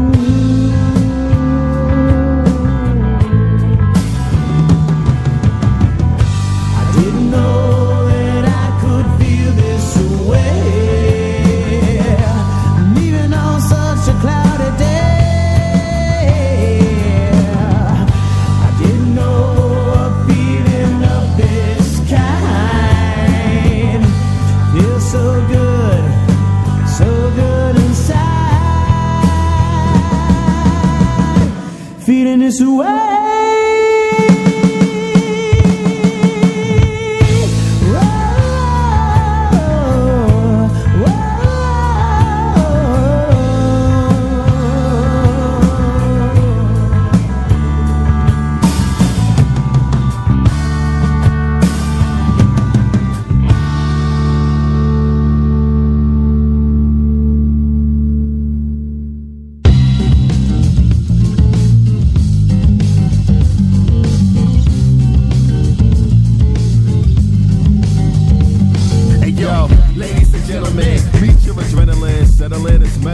Doper than a 7-man, provoking you to let us in. Vocals are effortless, hoping you never miss when approaching the specialist. Togo, your man Focho, your man So-So, the plan Rodo, break bread at 400. Degrees and please MCs, no need to freeze, just flee. You see, we be the best to bless the stage on a higher degree. There's none flyer the weak, a fire the steeps, but fire we retire the beat. Desire, amplify the crease, try and compete, design with the heat. You find my fleets dying and heat, you know. So we all get the fat itis, my gold Midas touch reaches, streets, your whole light is up and heats. My speech, a coal miner to a diamond beach. We've been working, searching for that perfect piece. Hey yo, my advice is to you, think twice.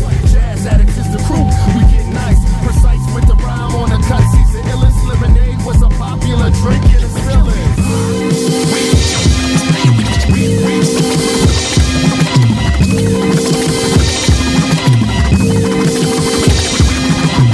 Now that you're following, it's time for the hollering. So scream for the oxygen bright like a halogen night light. We got them in sight, right? We're rocking them right. Where we want them, stay tight without a problem. Excite right, don't overheat, just jump when you wanna. Fist pump when you wanna. Makes no business on them. We gonna keep it hot in here. Let's persevere, no drama. Just good karma first. Yeah, I put you in the sky. A peace sign for a beast rhyme. No decline, blocking stunners, then release shine. We carefree at the moment and we own it. Enjoy the aerial view through your stereo component. Just focus. We known for blasting percussion and rapping production and rapping at function. Slapping suckers, amassing the love is so massive. These brothers on task is the toughest. Bump this, trust us when we say my advice is to you. Think twice. Jazz addicts is the crew. We get nice, precise with a rhyme on the cut. Season illest lemonade was a popular drink and it still is.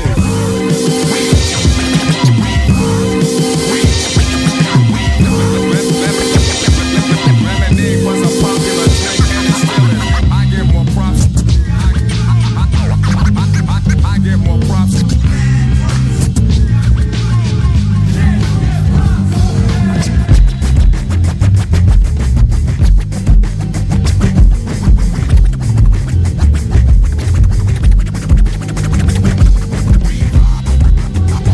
You're listening to Truth on Tap with host Kevin Kierstead. Yeah, that was it. Jazz Addict Lemonade in the first case. Second case, we're hearing Bad Ace Reality Check. It's not the same. Yeah, I just love that tune, man. I can't get enough of it.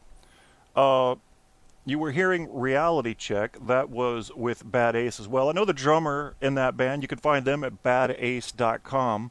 Jazz Addicts, you can find them on Facebook. Look it up. It's Jazz, and then Addicts is spelled ADDIXX. Bad Ace at badace.com. They're also on Facebook.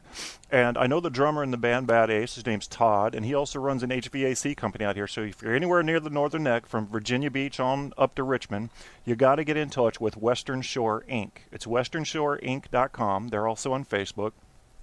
I know the guy. I've known him forever, worked with him in high school.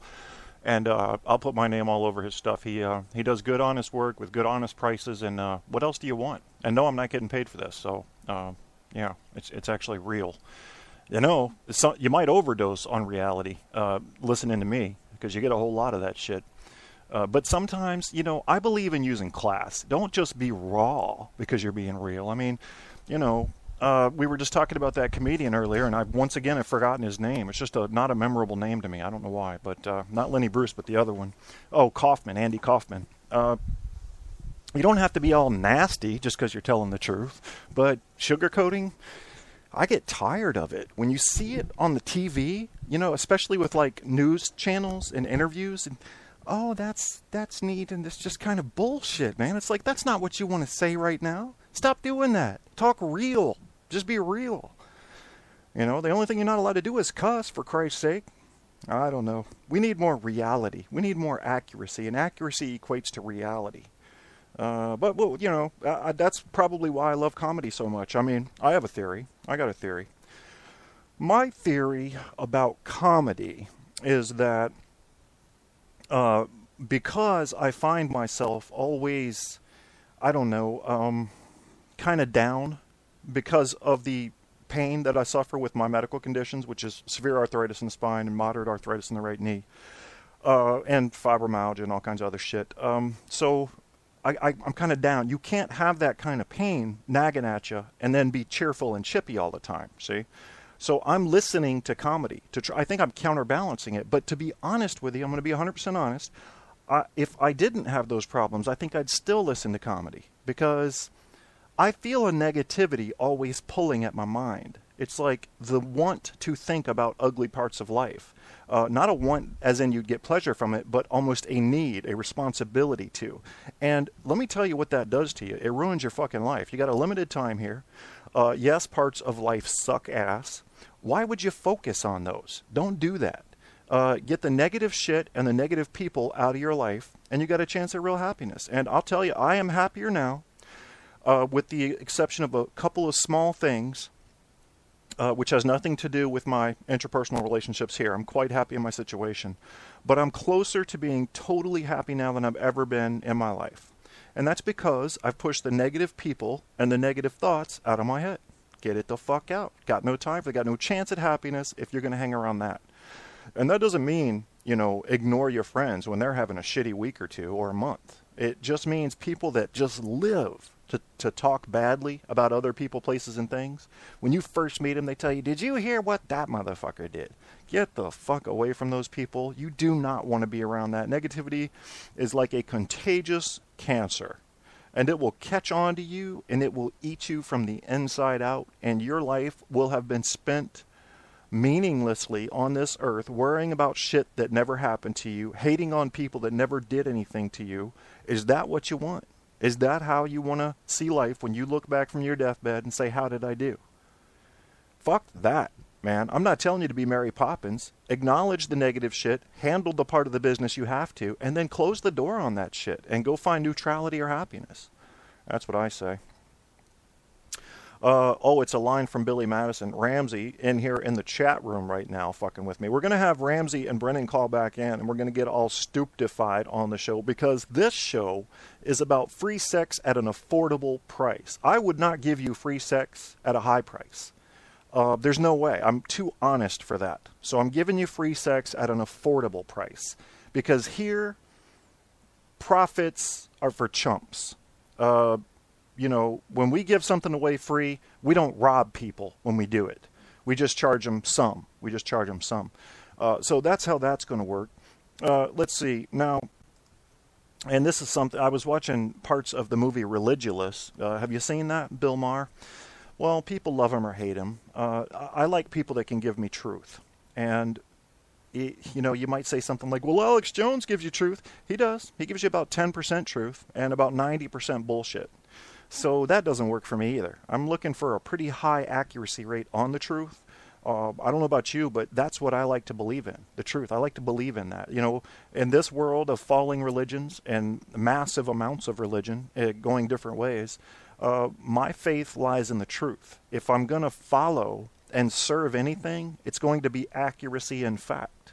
And in doing that, you can't forget what you've learned from people of the past, the Socrates, the Pythagoras, all of the great thinkers from, Machiavelli on down to Immanuel Kant. I mean, and you can say some were evil and some weren't. You can say Napoleon was evil. You could say Hitler wasn't. You could make your argument if you've got facts. But what these people did and what they thought needs to be included in your education, if for no other reason than to avoid what they did before, or to be acknowledge what a human being is capable of. Do you know what Vlad the Impaler did? Do you know what happened in Rwanda? These are things, if you're not aware of them, you'll have no idea when you see something else swelling up like that, So that's why I love truth. I think it's a predictive tool. I think it is a descriptive tool of reality. And I think it leads you closer to that ever-evasive river of truth. And like I've said on the show before, when I'm on the show, I set up right beside the camp, right beside the river of truth. And the river of truth is absolute. How you perceive it is not. We're never exactly correct when we try to duplicate the picture in my mind of the river right in front of us. We always fuck it up a little bit with our premonitions and our stereotypical thought patterns and bias. But it is an actual river of truth, and the river of truth I refer to is a river that you would see if you were nothing but a recording device. You could record everything: audio, video, seismograph, star movements, microwave patterns, all of that. If you could record all of that, you would be the river of truth. That's what I'm referring to when I say the river of absolute truth. What a total recording machine would record. That's actuality. Now, you and I aren't recording machines. We do some recording, but we fuck it up all the time. So I like to sit by that river and look at that machine, see what it has to tell me about reality, and then compare what I believe to that, which I'm not too far from. A lot of people are very far from. And when I'm done the show, or when I'm done, writing something about truth, I walk away from it. I go sit under my shade tree, put on my rose-colored glasses, and say the world's a beautiful place with beautiful people. Because I don't want to sit there by that depression all the time. That's a choice I make. But I know the difference. If you don't know the difference, if you're an Alex Jones and you don't know the difference between truth and absolute fucking nutcasedness, you need to read. You need to read, and you need to learn how to think critically. Because if you're not thinking critically, I can tell you anything and make you believe. And that's what those 9 rounds before I finally knocked out Alex Jones were about. Teaching you to think critically, weigh your evidence, use your logic, use solid reasoning that has been proven over many millennia from only the greatest minds in our history. Use logic puzzles instead of crossword puzzles. Exercise your brain. You're going to start finding inconsistencies and wild claims. And just like Carl Sagan said, extraordinary claims require extraordinary evidence. You should make them require extraordinary evidence, But most people don't. What? There's lizard aliens serving in the government? Well, I guess I'll believe that. Really? And a huge part of it, just like Scientific American said in September's issue, is that it makes it easy on people. Makes it easy on people. They say, oh, I can blame the government for this. Oh, global warming is a farce. Yeah, that's it. Is this Ramsey? No, it's Brennan. Oh, hey, Brennan, you sound a lot like Ramsey. This is Ramsey. The D is silent. Wow, Ramsey sounds like Brennan now. What has happened? Are y'all both naked? Yeah. You fucking perverts. I'm jerking off to my hot mom. Oh, you're nasty, man. You perverts, man. Hey, I can't help it. I'm Ramsey. I'm Ramsey Twice. That's right. Ramsey, the jerk-off mom guy. I can prove if you're Ramsey or not. How much back hair do you have? A shit ton. Damn, it is Ramsey. How did Ramsey start sounding like Brennan and Brennan start sounding like Ramsey? It's an amazing voice trick they did. That's just awesome, man. It's like Freaky Friday. Yeah. And I'm not naked because my studio is on my back porch, and I have a heater and everything out here. but it's yeah. limited. Yeah. It's limited in output, so I can't get naked. But I could technically play with myself if I wanted to. I'm not going to do that either. But you guys can. Pool? You guys can. Yeah. Hey, I just posted. I roasted Brennan after he had me at the Saint Xavier University radio. Did you? Talking about redheads. Yeah, I just posted in the chat room. I was saying jokes like, what do you call a red-haired ninja? Oh yeah. A ginger. I remember that one. Or what's the only thing? I remember that one. What's the only thing redheads have to look forward to? Having gray hair. See, look what he does to himself, Brennan. Brennan has so many freckles. His alias is Glitter. Oh my I don't even God. have fucking freckles. See what he does, kept man? on going, dude. I went in. Yeah. Once he decides he can't tell the same joke twice, he's painted himself into a huge corner. And it's hard to constantly come up with new funny shit, you know? I can't. It I could drives never me do crazy thinking about doing that. Like, yeah, like Ramsey, like, how, like, you're a weird dude, first of all. Yes, When you have I'll to think concur. that much about your jokes, that has to drive you insane. Yes. Hell no, dude. It's so easy to come up with a joke, dude. It's misdirection. And honestly, there's 20,000 comedians in Chicago, 20,000 comedians in LA, 20,000 comedians in New York. How are you supposed to survive? How are you supposed to live? I don't know, because it's like, how are you supposed to like, support it's yourself? like, yeah, coming up with a joke, but like a really good one, you know what I mean? Because it's like, all of mine are fucking like, I want to, like, really good. Yeah, but it's like, you know, like there's ones that you can tell are better than others, you know? Yeah, that's right. Well, you got to have an So it's angle. like, I agree for with me, that. I drop everything. No, Yeah. the ones that are better than others is if I accidentally fumble a joke, which I'll edit out, and I usually never edit my videos. But the best jokes are the ones where I'm in front of 200 people, because hearing 200 people laugh just makes you fucking giddy. It's contagious. It's you can't, dude. What do you think? Full House, they survived on laugh tracks. None of that shit was genuinely funny. Nobody gave a shit. But when they added that laugh track, everybody started laughing. Yeah, you're right. Yeah. You're right. It's some kind of a fucking echo.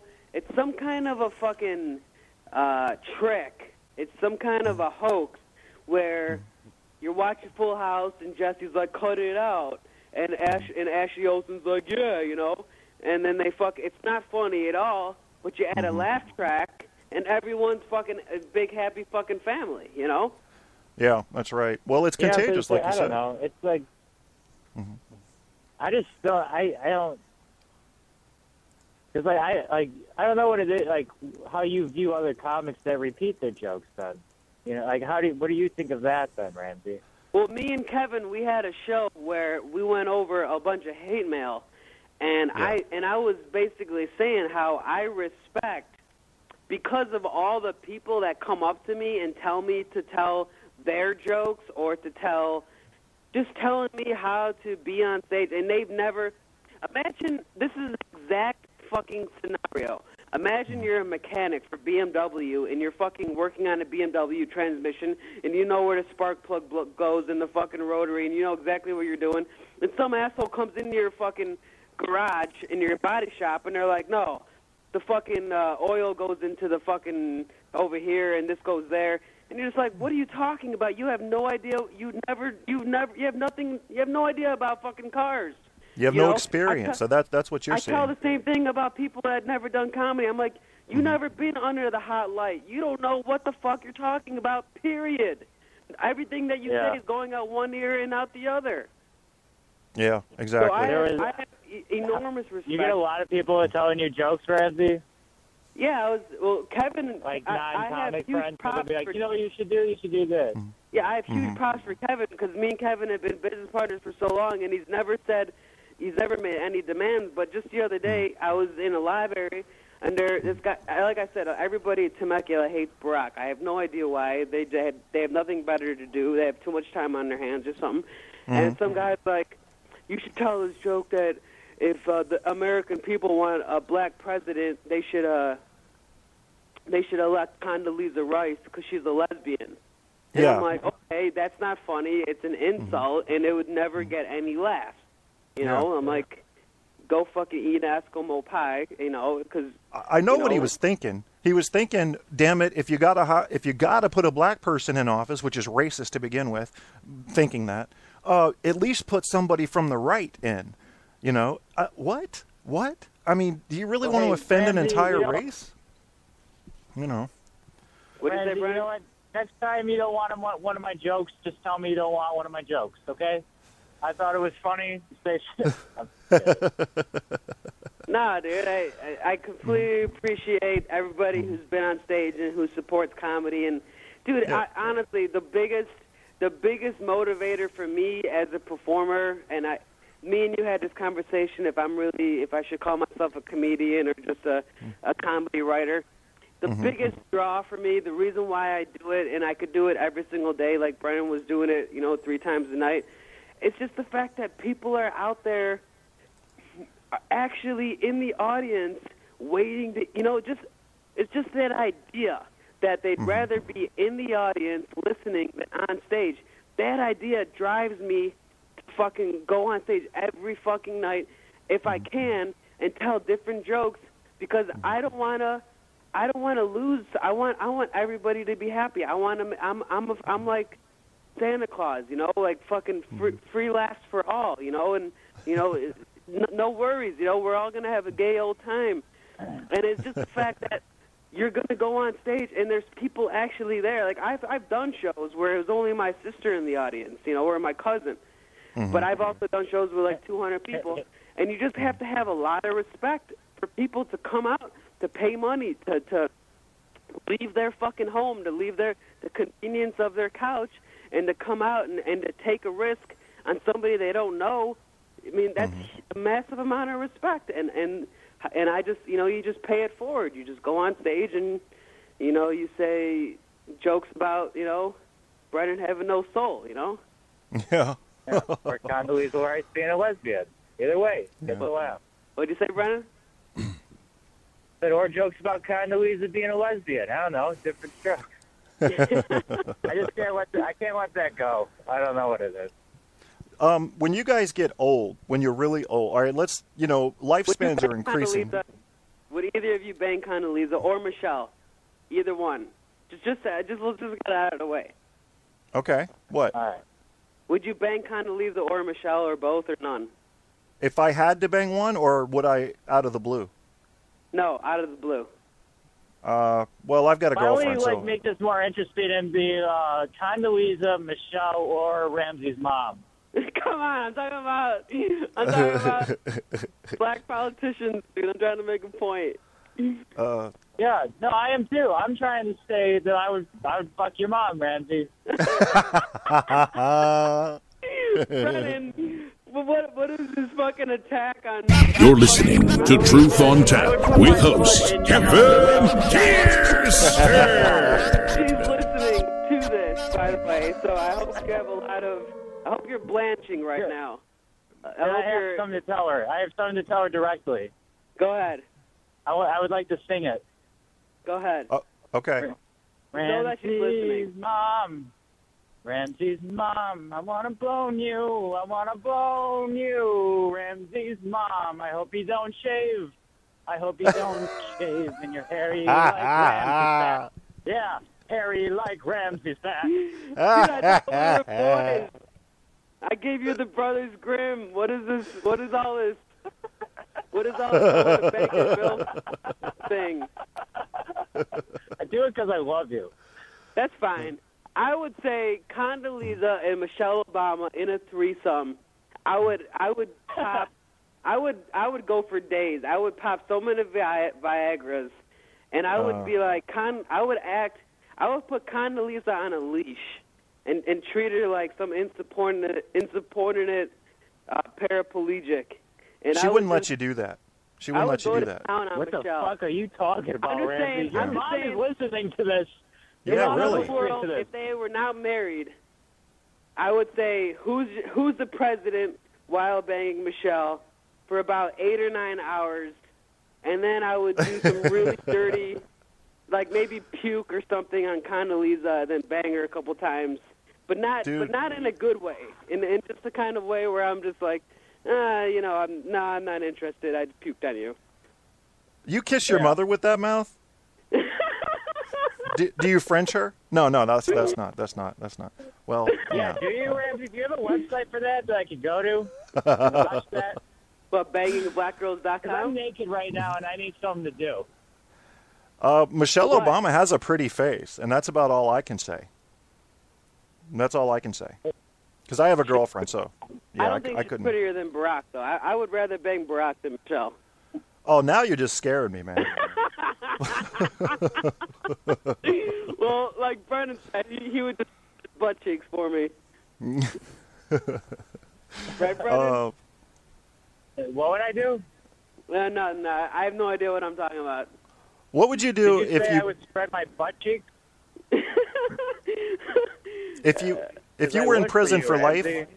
If you were in prison for life, would you do guys? Well, it depends if I got my asshole bleached first or not. Because I'm self-conscious about my body. I can't blame you there. Yeah. No, I'd want to be presentable, Yeah. See, yeah. I know for a fact, although I've never done it or been in that situation, I know for a fact that I can't, because I can't even bang a girl without because like some people will bang girls and think of other girls. I can't even do that. I feel guilty. I feel like you giggle during sex. Yeah. You would just giggle while you're pumping. Like with that laugh, you would just be having sex and be like. I feel like it's cheating. I feel like if you're dating a girl and you're thinking about her friend, that's cheating. That's immoral. I couldn't. Well, I don't think it happens often. I think it's when people have been together too long and they get bored with each other, and then they start using their imaginations. Well, I mean, it's the fact that she supported you for so long. That's got to turn you on a little bit, because you would not be. Well, what the man about that you porn are. then, Ramsey? What about porn? Because they say that the cheating then? revenge sex is the best. Revenge sex. Yeah, I've heard that. Yeah. You know, the one where you're like screaming like, "Who's your daddy?" or just screaming out weird fucking shit. Like. Yeah. Like when Brennan's having sex and he's like, "Oh man, my dad raped me." See, you're talking about makeup sex. You're not talking about revenge sex, right? Oh, you're talking about makeup sex. Yeah, because that's when everybody thinks they're going to break up. For raping me. They're in sex now. Is that what it is? I think it would be fun to have sex while swinging from a tire swing over an alligator pond. That would be. It would spice it up. It would. At drunk, I'd want to be drunk first, because drunk sex is the best. Well, we had a conversation last week, Brennan, where if it's possible to have sex if there's no gravity. Yeah. I said, what would you do? I said, what would you do if you're jerking off in space and now you have a bunch of sperm balls floating around? How the fuck do you do that? Because if you jerk off into one of those urine packs, then you got, that's not going to look right. It's like you're doing an elephant trunk. And you're not going to feel it happen. You're going to feel like this isn't natural. I'm not going to be able to get off if I'm fucking an elephant trunk. So now you're going to have sperm flying around in a zero gravity situation. How do you control that? Who's going to be jerking off? Everybody's going to be jerking off in space within the next 100 or 200 years because we're moving around now. We're starting to migrate. So what are we going to do about floating sperm? Is that what birds do? Do birds have sex while flying? Yeah, but gravity still takes their sperm to the ground. Yours will be floating around and hit you in the forehead and shit. That's true. But I think that a lot of it for a man is putting the nail in the coffin, so to speak. If you're a man and you're floating, the last thing you're gonna think about is, hey, let's jack off. But if you're a woman, you're gonna be like, oh yeah, this is a new experience and sensual, and I'm gonna try it and fucking do the disc jockey thing. I'm pretty sure if I was floating, it probably wouldn't be the first thought, but it would definitely be the second thought. Like, I could jerk off and float at the same time. I don't know what you're talking about, Ramsey. But men wouldn't think that way. I would instantly go to jerk. If I'm in, a new exhibit at the zoo, I'm just like, can I jerk off in here? Right after I get to over the shot with the new animal. What animal would make you want to jerk off the most? What animal do you think is the sexiest? The aardvark. The aardvark. The fucking aardvark? Where would you fuck an aardvark? That's awesome, Brennan. Anywhere. I would fucking, maybe in zero gravity, I'd fucking aardvark. Jesus Christ, man. You're just as fucked up as Ramsey. We're all fucked up here. I would fuck an animal because then you would hear some weird fucking noises, and then that shit would never that would be in your mind forever, and you would never escape that, and it would haunt you forever. But I would fuck a muffler if I was very desperate. That's disgusting, man. I would have sex with a car, like in me, myself, and Irene. Fuck, Ramsey. Huh? You're a sicko. You're a Would you sicko. squeeze two camel humps together and pretend like you're tit fucking? Are you asking me how many times I've actually done that? Because it's fun. I couldn't do it, man, because they'd be hairy tits. That ain't working. I got pictures of me on top of a camel. Did the camel survive? They run pretty fast, huh? Did the camel survive? I mean, did it turn you on? Because you are kind of humping the camel because you're sitting right in front of a hump. So it'd be easy to imagine that's a butt of a girl. The camel toe turned me on, if that's what you're asking. Oh, camel toes are hot. People don't realize that. When women have camel toe, that is very, very sexually attractive, unless they're, 400 or 500 pounds, and then you've got, looks more like... if it's in private, it's sexy. If it's in public, the first thing you think about is, wow, her vagina must be hungry because it's eating her panties. Yeah, but it's like... It's definition, man. When you can see the fucking labia there, it's like, oh, look. Ooh, you see how it moves? How is that not sexy? I think that's beautiful. It's beautiful. No, Women, that's we need cool. to see more camel toe. That's like me walking around with my dick hanging out of my pants. That's sexual. No. That's indecent exposure. Yeah, but women aren't turned on by seeing dicks. They're turned on by seeing money and status. We are turned on by seeing vaginas. Show me the vagina. The vagina's still covered up. It's just like showing, like definition, like what you said. It's like having just a bulge, definition. Ramsey. Yeah. Yeah. Yeah, man bulges. I get pretty embarrassed when I see if it's you guys ever wear those jockeys? Mm-hmm. That underwear, the jockeys, where it's like spandex. You ever wear those? I wear ones with shit. pouches. I like pouches. I think there should be room for your shit to hang.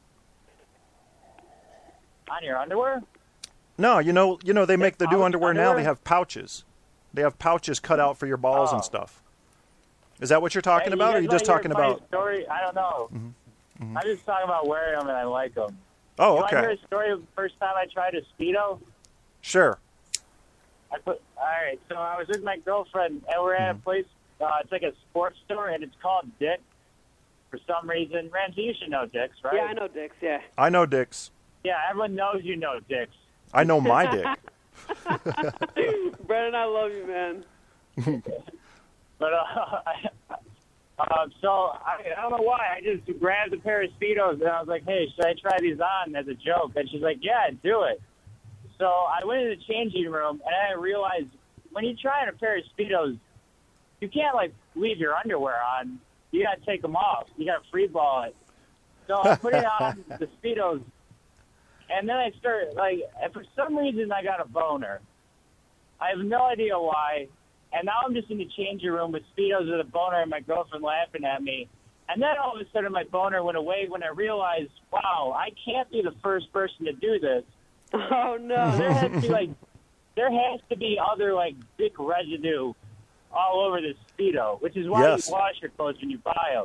Yeah. Yeah. Well, that would have terrified me. Banana songs. Aren't those the same as Speedos? Because Speedos, yeah, they're banana songs. hammock. Banana hammock. That's no, right. they're like male panties. Banana hammock. That was a band in the '80s. That was a band. So what color, if you don't mind my asking, what color was this? Black. Oh, it wasn't orange like your hair? Speedos. So you would have seen white stains.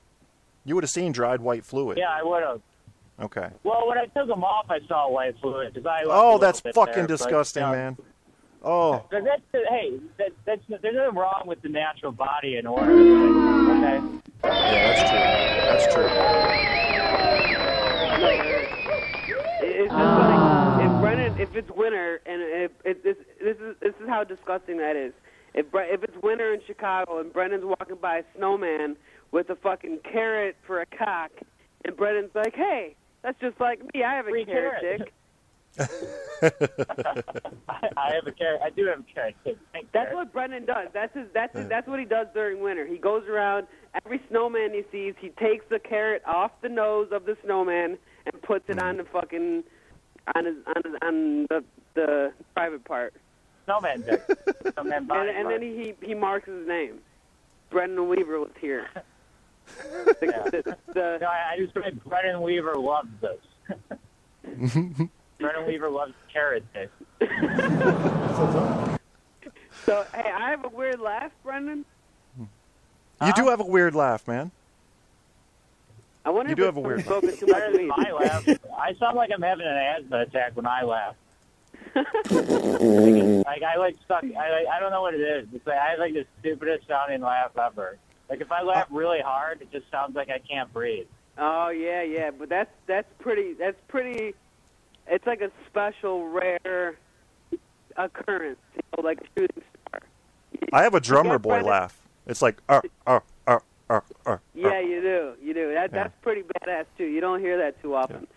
Yeah. My buddy, my neighbor, he's a engineer or something. I don't know, but when he laughs, he always does the.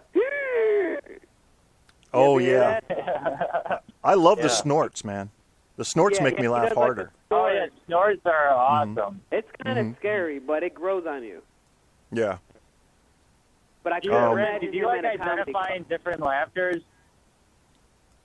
Like when you're performing, do you do you hear the separate laughs and like point out which ones you like more, and then try and figure out like how to make that person laugh more just because you like their laugh? Yeah, if it's under like 90, 80 people, I could do that. I could focus. I could look at the faces. I could. Yeah, I'm talking about like the rooms of like 20, like at Ashbury or something like that. Yeah, smaller groups. So you do that, Brennan? You pick out the separate laugh types? What? You pick out the separate laugh types? Love it. Oh, wow. Yeah, I like doing it and like trying. I was like, oh, I really like that laugh, and then it's like that's usually when I focus in on that side of the room, and then try and like kind of call them out, like where it's just like you're really enjoying this, aren't you? Just like the little crowd work stuff, just to keep them laughing and so everyone can hear it. I don't know, something about that just so beautiful to me. Yeah. I like a good laugh. I love a good laugh on a woman. Yeah. Yeah. It sounds sexy. But for some reason, if it's over 80 people, like I will literally forget everything I will get so nervous. And what happens when I'm nervous is that I'll think I have to pee, but I don't. I'll start yawning a lot. I'll start farting a lot. It's really, really weird. When I get scared really easy. And if it's over like 80 or 90 people, I'll go on stage, and I won't remember. Once I get off stage, I won't remember anything. And that's why sometimes I'll have to record it to be like, okay, what just happened? Yeah. But and that's because of extreme nerves, right? Pre-show ritual. What's that? I asked if you have like a pre-show ritual, like where you like look at the bathroom and just be like, "You're pretty. You're fucking pretty." And like you go on and like. No, I just make sure. Do you do anything weird like that? No, every show that I have, I just make sure that every joke goes into the next. It's like an ocean with waves. Every wave goes into the ocean. I make sure I have. Man, I was gonna say something really important. I hate when that happens. That happens to me at least once every time we have a show, Kevin. Yes, it does, and I'm always like, Ramsey, you'll think of it, and usually he does, but I try to remind him what he was talking about earlier, and then he fucking usually remembers it. Oh, yeah. I was going to say, I have seen, literally, in the 3 years that I did comedy in Chicago, probably about, rough estimate, and I try to tell the truth, the show's called Truth Untapped, probably about 400, maybe about I'll say about 300 comedians I've seen in the 3 years in the 62 shows that I've done. Because I always, every show I go to, I'm always the first one there, the last one to leave. And literally, Brennan is the best. And I'm not just saying that to say that. Brennan, do you have a lot of YouTube videos up? No, I have nothing. So, I have like one video recording that's still on like a flash drive that like I haven't done. I'm so bad. It's a lot like doing that. It's a lot I really like, got to. It's my Sacha New Year's Baron Cohen. resolution to get better. Well, is it? You're a lot like Sacha Baron Cohen, Brennan. Yeah, I mean, honestly, I do not. When I'm around you, when we do shows together, like when we did that roast or the interview, for some reason you just come off as. And Sacha Baron Cohen is my absolute favorite. I fucking love Bruno, the Dictator, all of his, Kazakhstan, all of that shit, the Ali. And for some reason, you I don't know why, because he's not a redhead. He's a hairy Arab like me, or I don't even know what the fuck he is. But you just remind me identically of Sacha Baron Cohen, identical. Why? Wow. I mean, all I've seen of him are the movies that he's in. Yeah. He does stand up a lot, or? Is it because like no? He doesn't is it just because like I have like little care of like the audience or what? I think that's what it is. Yeah. And not only that, but Brennan was talking about being respectful, and you actually are, Brennan. You are very, very respectful. On stage, you're a fucking beast, and you slice and dice. But when you're off stage, a lot of people know you as an open-minded, very big-hearted. Yeah, I get a lot of times. They're like, you're a lot quieter than when it's like when you're not performing. It's like they're like you're very quiet and you keep to yourself. Like I don't really talk that much. I guess I don't know what it is. Well, I get a lot of times by accident that I seem like an asshole.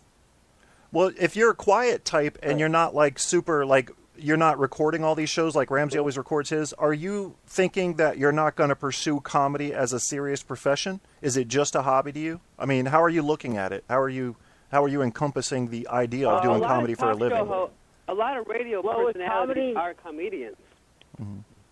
Yeah. Like Jay Moore. My main goal, what I want to do, I want to be an artist. So it's like I love painting and drawing and stuff like that. But I also love like storytelling. So I mean, if I had my dreams come true, I would probably have a comedy show that I would write and perform in. And then I love doing stand up. It's I don't really know where that falls into my future. I know I know that I will definitely pursue it for as long as I can and as long as it makes sense. But as long as I'm doing art, I'm not too picky because it's like I like thinking for some reason putting I'm like afraid of labels, being like I'm going to be this. It's like that frightens me, and that's usually when I kind of recoil. Yeah. So, like the more I actually focus on something, the less I actually do it. So it's like if it's important to me, I'll definitely treat it like it's not. So that's what I think I'm doing because I really do love it. So maybe it is in like my subconscious, like, yeah, no, this is what you want to do. It's like a therapy. But I don't want to. I don't want to go out and say that just because I feel like I might not want to do that anymore. Yeah. Yeah, I don't blame you. I think let me type in your Facebook page with all those illustrations because there's people in the chat room right now, and I want to clue them in. What is that? What is that page? It's facebook.com/AVR art. So the letter A, the letter V, the letter R, and then ART. Okay, V is in vagina. Yeah. What does AVR stand for? All right, I just typed it in the chat room. What's AVR stand for? AVR started as like a persona. It stands for Age Von Raven. So it basically, like, when I was, like, doing the art a lot, I wanted to have I saw you at conventions. You had your own table and, you were selling your own illustrations. I saw that on Facebook. Yeah, I was making, I was actually pretty good at making money with the art. I was able to support myself for a while I was out of school on just selling paintings. And then I kind of switched over to comedy. And Yeah, I don't know. I'm actually getting back into art right now. I'm writing a animated series that I want to have based on my high school life and how much drugs I used to do. Dude, we got to hear about that. I would love to read that. We got to hear about that. Trilby's in the chat room. Trilby, sorry I missed you, brother. Trilby is and my... Apocalypse is there, too. Yeah, Apocalypse is, too. And I always forget the chat room. Ramsey reminds me people are in there. And Trilby's in there. He's my Australian friend. I love my UK and Australian friends. They are so fucking advanced in their thinking. So, Trilby, I'm still trying to get you to come on the show, but he just comes on through chat. So we see you there, brother. And Apocalypse has been jumping in on the show the last few episodes. I want to learn more about Apocalypse. There's this mystery. Who is this Apocalypse? The picture of the cone head there? Yeah, that's going to be interesting. Well, let's talk about drugs. What's the best drug? What's the best drug you've ever done? Hold on. Is that cone head? Is that the woman? That's not Aykroyd. That's Aykroyd's wife. Oh, is it? Okay. That looks like a woman. That was a fucking badass. You remember that movie? That was a badass movie, dude. I haven't seen it since it first came out, man. I don't even remember any of it. Ah, dude, what a great fucking movie. Hon, he just said, Trilby, is your last name Dutch or German? Yeah, I saw that. I don't know. I don't know about that. It's not. He's Australian, I thought you said, right? Yeah, he's Australian, yeah. Oh, okay. All right, what were you saying, Brennan? I'm sorry. I don't know. We were talking about drugs. I can't remember. Oh, yeah. What about him? Oh, what would you say are the best drugs? What drugs should be legal right now? I think Michelle Obama bending over is the best. Legal. Michelle Obama bending over is the best drug for me. I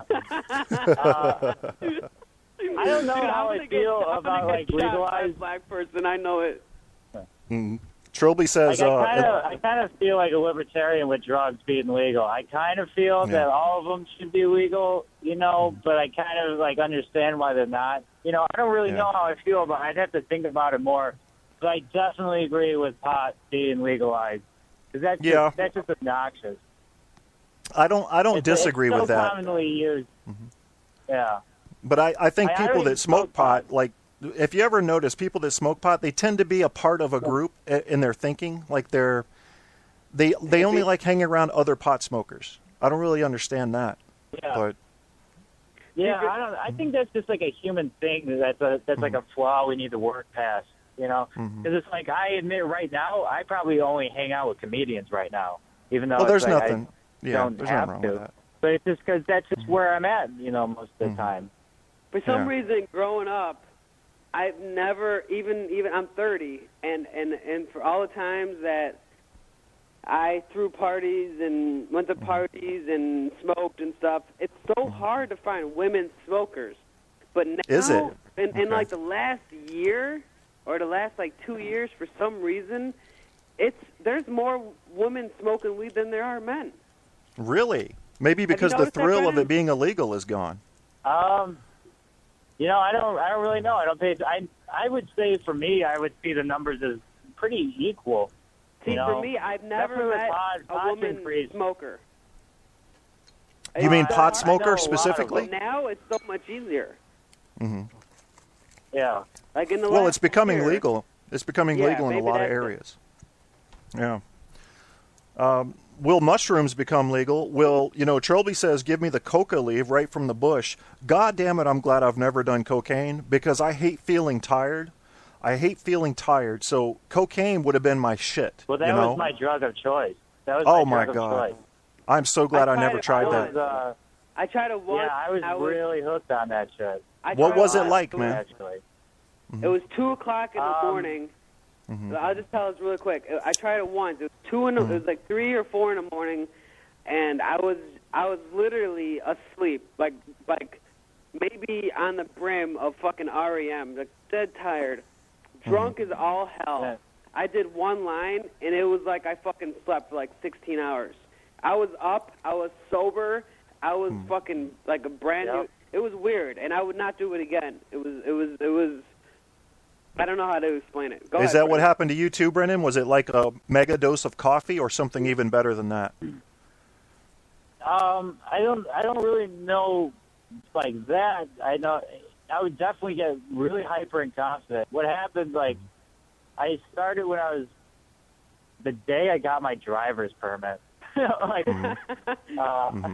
I knew these people who did it, and I got their number when I got my permit. And I called them. I was like, I want to do it, and it was weird. It was like just a flip of the switch. I was like, yeah, no, that's what I'm doing now. That's what I want. And then I just started doing it. And the first time I did it, I bought like a gram. And when you like do it for the first time, like I thought it was gonna be like pot or like euphoric. It's like really you just get that energy and confidence. So I do the whole bag.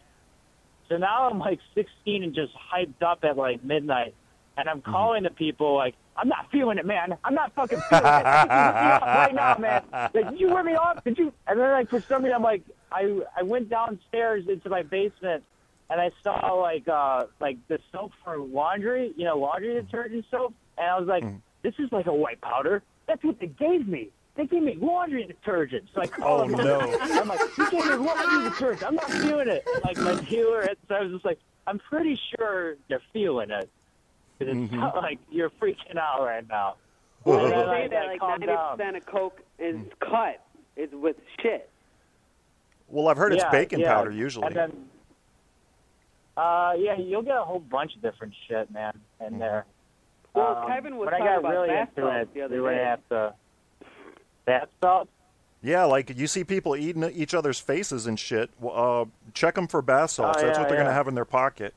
Those fucking people. Yeah, see, that's the fucking shit that should be sexy. illegal. Anybody that makes any drug that makes you eat another human's face, that one's got to be outlawed.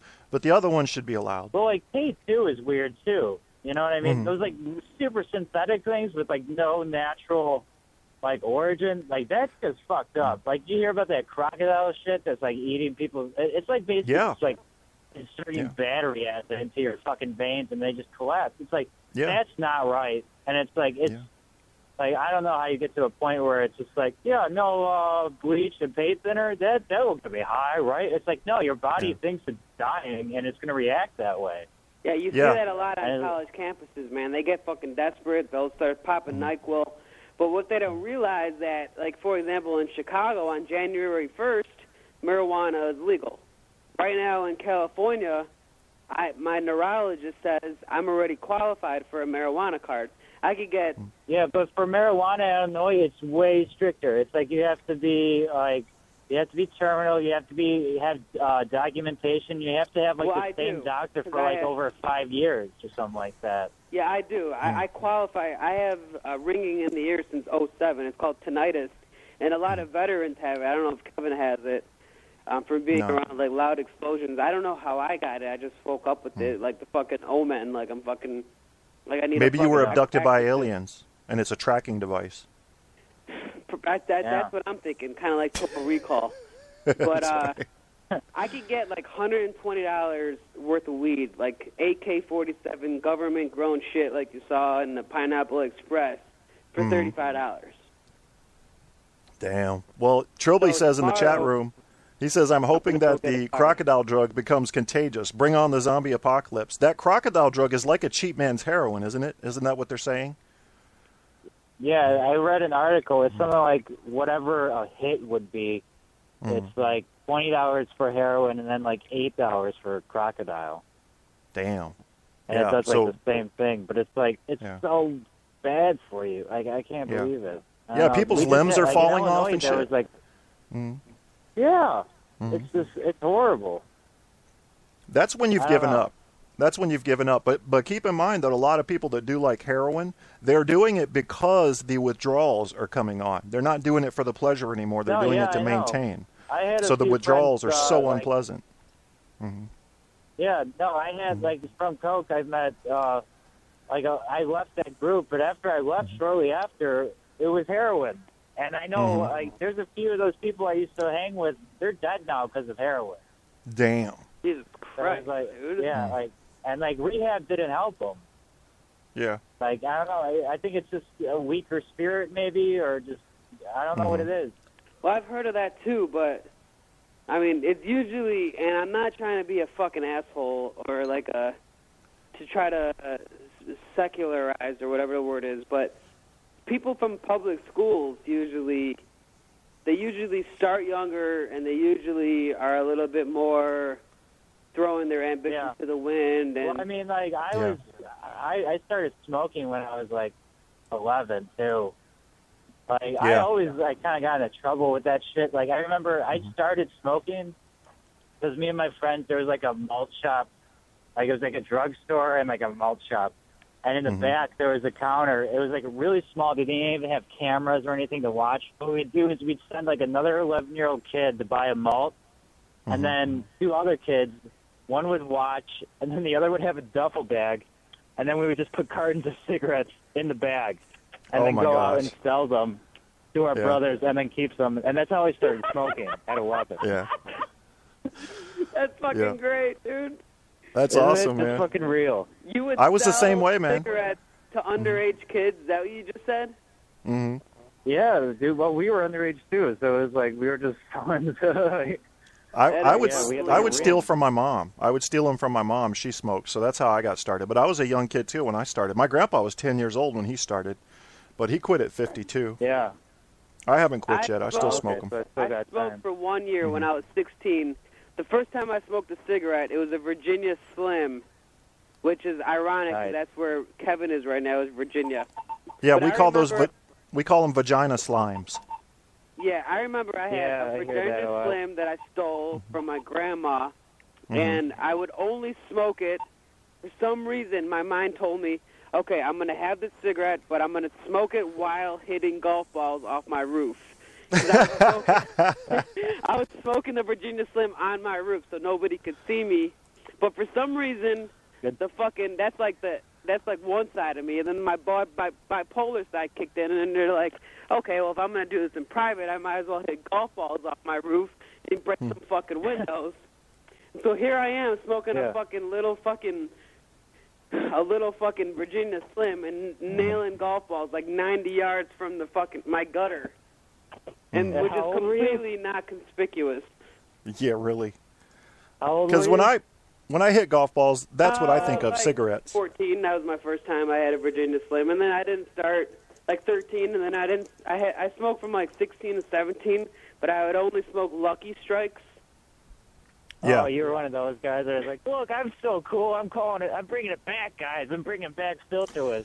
Yeah, exactly. Yeah, those things are gross.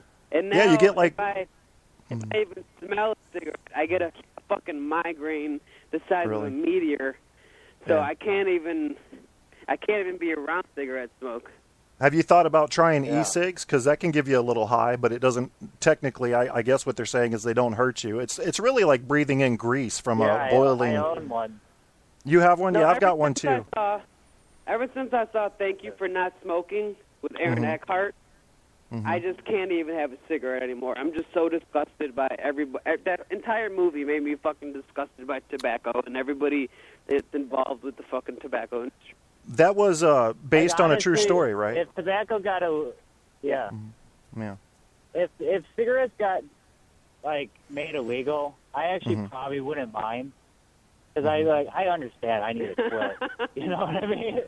Like, but like I don't know what it's.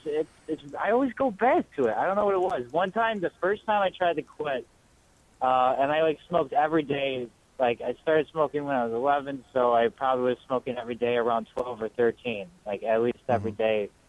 Yeah. And I tried to quit when I was 18 once, and I was with my girlfriend now at the time. It was like one of the first, like a couple months in, and we went to a Potbelly, and I ordered a sandwich, and I hate mayonnaise. I hate mayonnaise. Fucking hate mayonnaise. And I ordered this sandwich, and I forgot to say no mayonnaise. So we're eating this sandwich, right? And I bite into it, and there's mayonnaise in it. And I haven't had a cigarette in a day and a half. And my reaction was just start punching the sandwich. Oh, my God. With it splattering. And I'm just screaming, I thought I said no mayo. I thought I said no mayo. And then I started like almost crying because I'm like, I forgot to say it. And then I went and bought a pack and ordered a new sandwich. That's awesome. Dude, that same exact thing. I have a similar story, dude. I was when I was in college, there was these two girls, and One of them was Erica, this redhead with freckles, kind of like Brennan. And there was this other girl, Kelly, with a lisp. Does she have a vagina like me, too? Yeah, a mangina. But this girl, Kelly, she had a lisp, and for some reason it was like the sexiest lisp, which is really fucking strange, I know. But I wanted to hit the broad. Huh? That's strange, I really want to. I want to suck your dick. I focused so much on trying to nail this broad. So I'm hanging out with Erica and Kelly, and we're going to the bars, and we come home, and me and Kelly are just chilling, eating at Subway. And Erica, which we didn't know, Kelly, we're best friends for like 15 years, and Erica's a vegetarian. So she grabs Kelly's sandwich and starts eating like fucking bologna, roast beef, and ham. And this bitch starts like fucking going down the sandwich, and then she starts spitting it out and crying. She's like fucking crying in the middle of this college fucking dormitory. She's yelling, "I ate meat!" And everyone's laughing at her because she was fucking wasted. And it was just the funniest fucking scenario, dude. The truth really is stranger than fiction. It really is. Yeah. Yeah. You know. 1,000,000%. I would like to go sit in the middle of an interstate naked and point my dick at people who I thought were bad people. Because why not? Why not? That's the freedom of expression in America. It sounds like the best superhero ever, actually. Yeah. I would never point it at someone I thought was Point good. to bad people. He doesn't do anything. He's just like, that person's bad, and I have a boner. Yes. I will, but because I have a natural, I have a natural bend, so I would have to like stand forward if I was aiming to the left. That's okay though, because as long as it's pointing at the bad person, you would be like a bad person dial. Whoever I'm pointing at is a bad person, everybody watch out for that person. But how would I know if they're bad? That's the only question. So does Talia call you Captain Hook? Tanya, and she calls me, so I don't know. Well, I don't know how you could point your dick at people if it's constantly pointed up towards the sky like a fucking boomerang. No, mine's to the left. Mine leans to the left. One? Oh, you have a left one? Mine's lefty. Hangs to the right. Yeah. See, you were born to be a liberal. I guess, yeah. If my dick were a turn signal, I'd be permanently turning left. Yeah. Two left make it right. What are you doing a no U-turn? That's a good question. And if your dip shake like a U-turn, you need to go see your doctor, brothers. Oh my God, you'll end up fucking yourself. That's Captain Hook right there, brother. This dick's for you. I'll tell my mayonnaise story. I went to Yosemite with my brother and his friends, which is now that I moved out here to north of LA, I'm only a few hours from Yosemite. But there was an In-N-Out, which is a big thing in Cali, and my brothers and his friends were all like, "Oh yeah, you gotta try In-N-Out, blah blah blah." I'm like, "Whatever, dude. You know, we just went on this fucking hike, and I'm on this health binge. But if you want to go to In-N-Out, that's fine." So we go to In-N-Out, and they're like, you know, you have to, the people that work there, they're like, you have to have the special sauce. And I'm like, yeah, dude, whatever, just fucking give me a burger and let me get the fuck out of here. So they give me a burger with a special sauce, and the special sauce is like some kind of mayonnaise, you know. And I ate it, and I'm like, oh my God, dude, it's just not sitting well with me because I'm not used to having mayonnaise. And we're driving, and I told my brother and his friends, I'm like, dude, I feel like I have to take a shit, and I feel like it's going to come out in the shape of a cheeseburger. And they got so offended. They're like, dude, we went out of the way to take you to In-N-Out, and you know and now you're talking about shitting out cheeseburgers.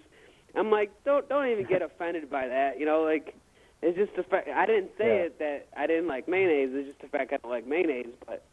Was it because you were talking about shit? I mean, I know in the Middle East, if you show somebody the bottom of your shoe, that's considered offensive.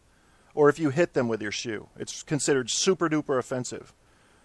Yeah, that's why they threw. I think getting hit with a shoe should be offensive anywhere. Like, it probably should. Just hit me with a shoe, I'm not going to be like, oh, thank you very much. I'm glad you like my tie. Like, but it's like the equivalent. It could be misinterpreted. Yeah, it's like the equivalent of getting shit on here, though. It's like considered the lowest of the low. Oh, okay. You know. Well, I don't know they say why. that some food looks better on the way out anyway. You know. Yeah, really. Yeah. Whale's vagina. Yeah, they made a documentary about that. It was called Two Girls, One Cup. I never seen that. It was a poop joke. You never seen that? Oh, you pussy. Hell no, I never have. I saw that one where it says 2 Girls, 1 Cup, people's reaction, and I've seen people reacting to it. Have you seen it, Kevin? No, I haven't seen it. Well, man, have you guys seen about, 1 Guy, 1 Jar? Oh, Hell my no. God. Are you fucking crazy right now? 2 girls, 1 cup. The jars have lids on it, and the lid didn't come out. What? What'd you say? Did I just don't get ruin it. the conversation? Is that what happened? I don't know, man. You lost jar. me. All right, no, there's another viral video. It's called 1 Guy, 1 Jar. And what happens? What You happens, can't like, take you the know, lid off the jar? like it's like a Goober's jelly jar, you know? Uh-huh. And fucking, he sits on it, and while it's up there, the jar just it can't handle the pressure, so it collapses in his ass. Oh no! And the video ends, and he's taking the pieces out, and then the jar never comes out. The jar never makes another appearance. Oh my God! Y'all want to know a true story? Really pornographic. That's just some funny shit right there. Y'all want to know a true story, man? Yeah. There was a doctor on a radio show I was listening to about 5 years ago.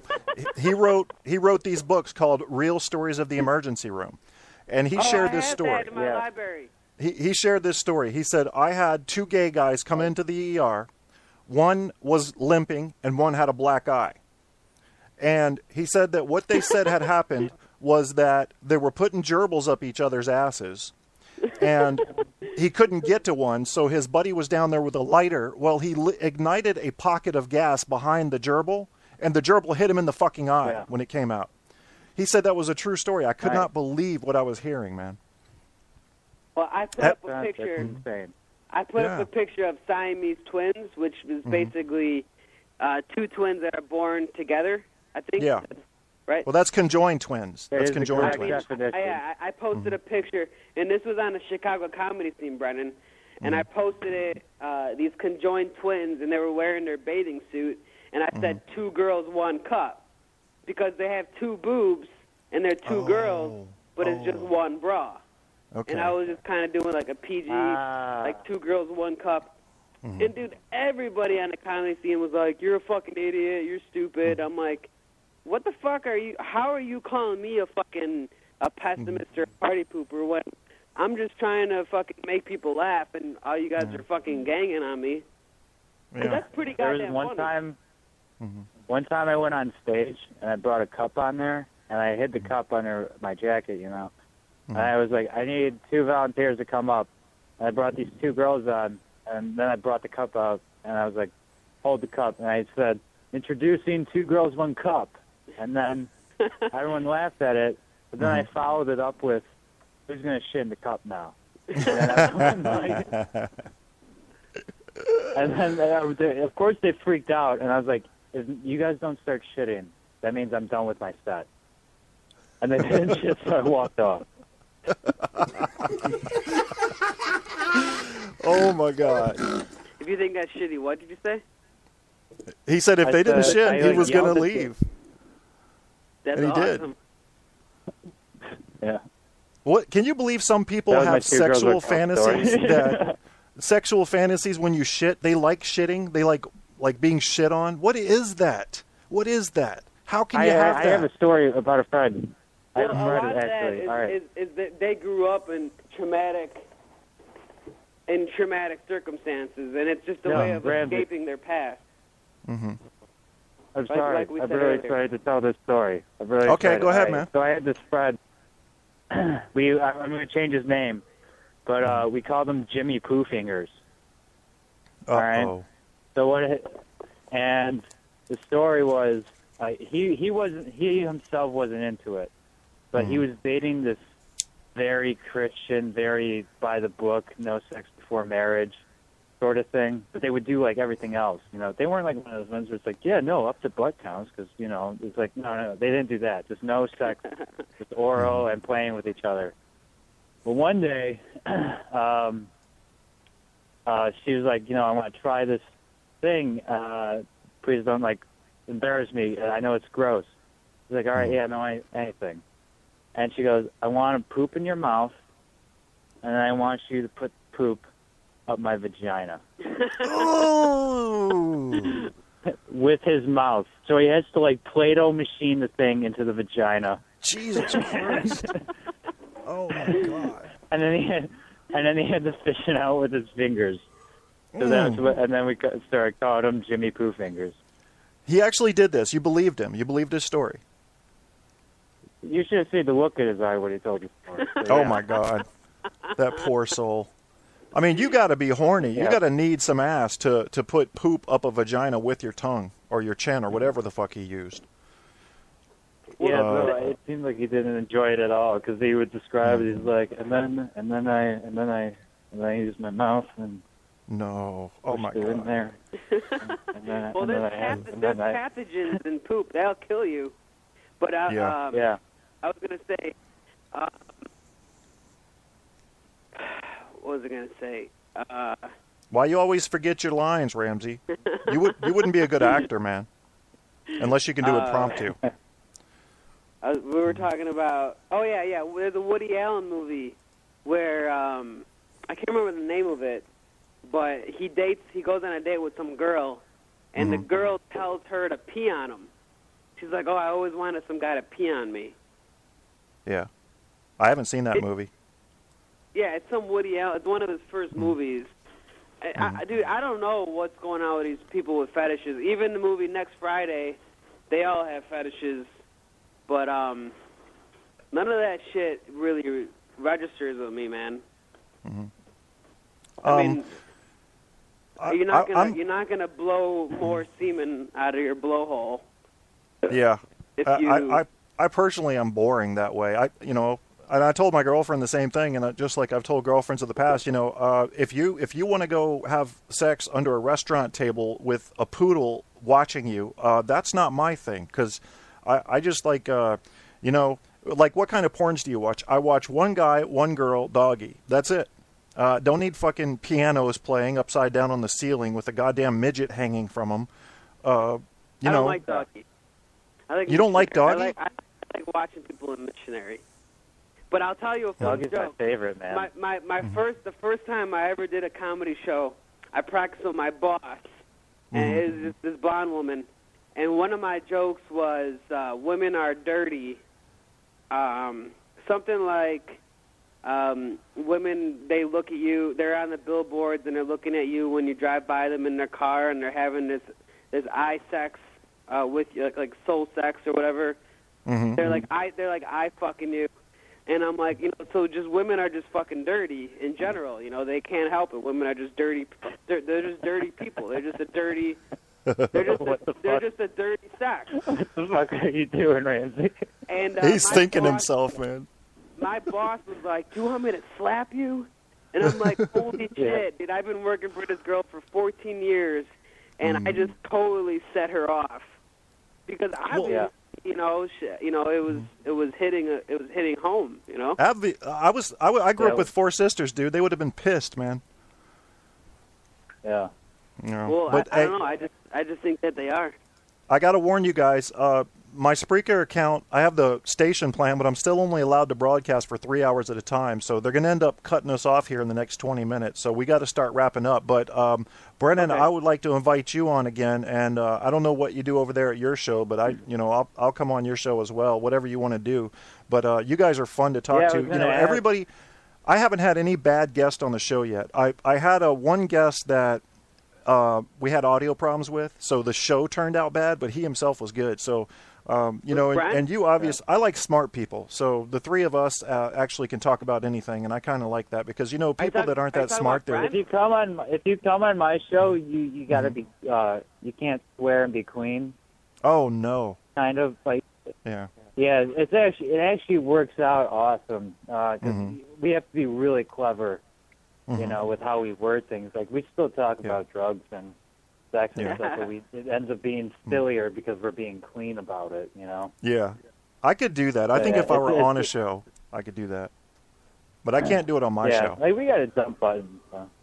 Yeah, no, it was really awesome being able to swear.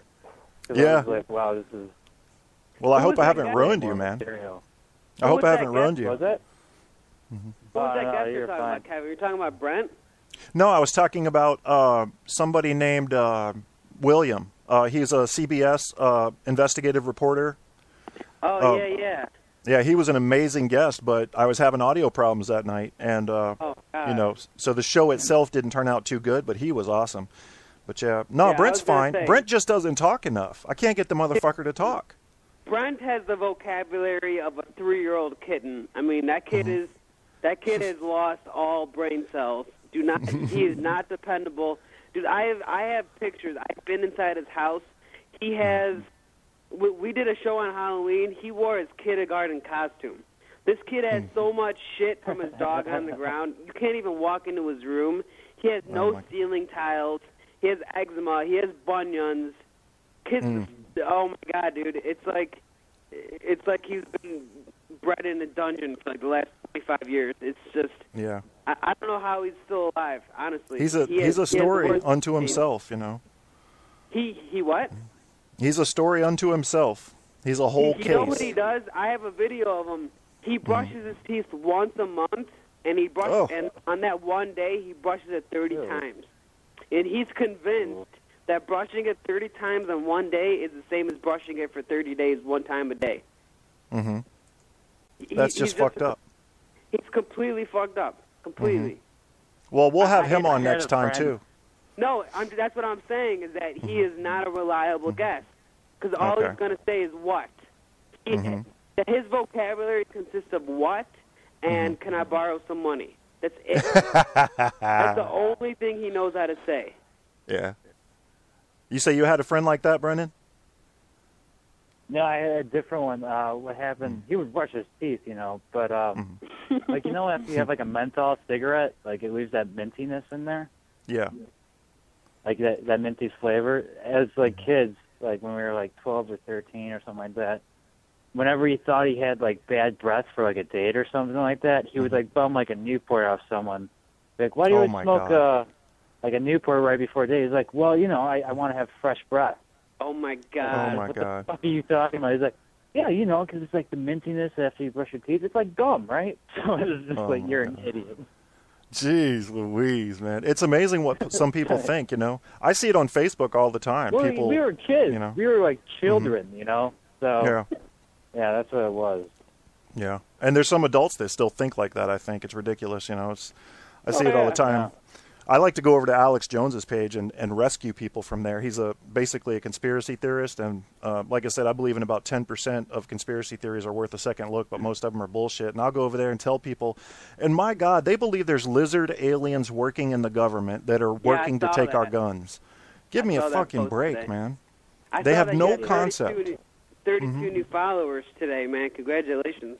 Yeah, they keep coming, man. The radio show followers are all organic, so we're up to almost 1,600. I have not recruited a single one of them. They just come on. So we're almost up to 6,000 plays. 1,700 the other day, but I kept on yawning, and like you said, I fucked everything up. Yeah, you can't yawn on a radio show, but I forgave you. Yeah. Hey, what'd you think of that video of me and Pia? I mean, her name is Pia. Her name is Pia, but it just sounds so weird, that name, Pia.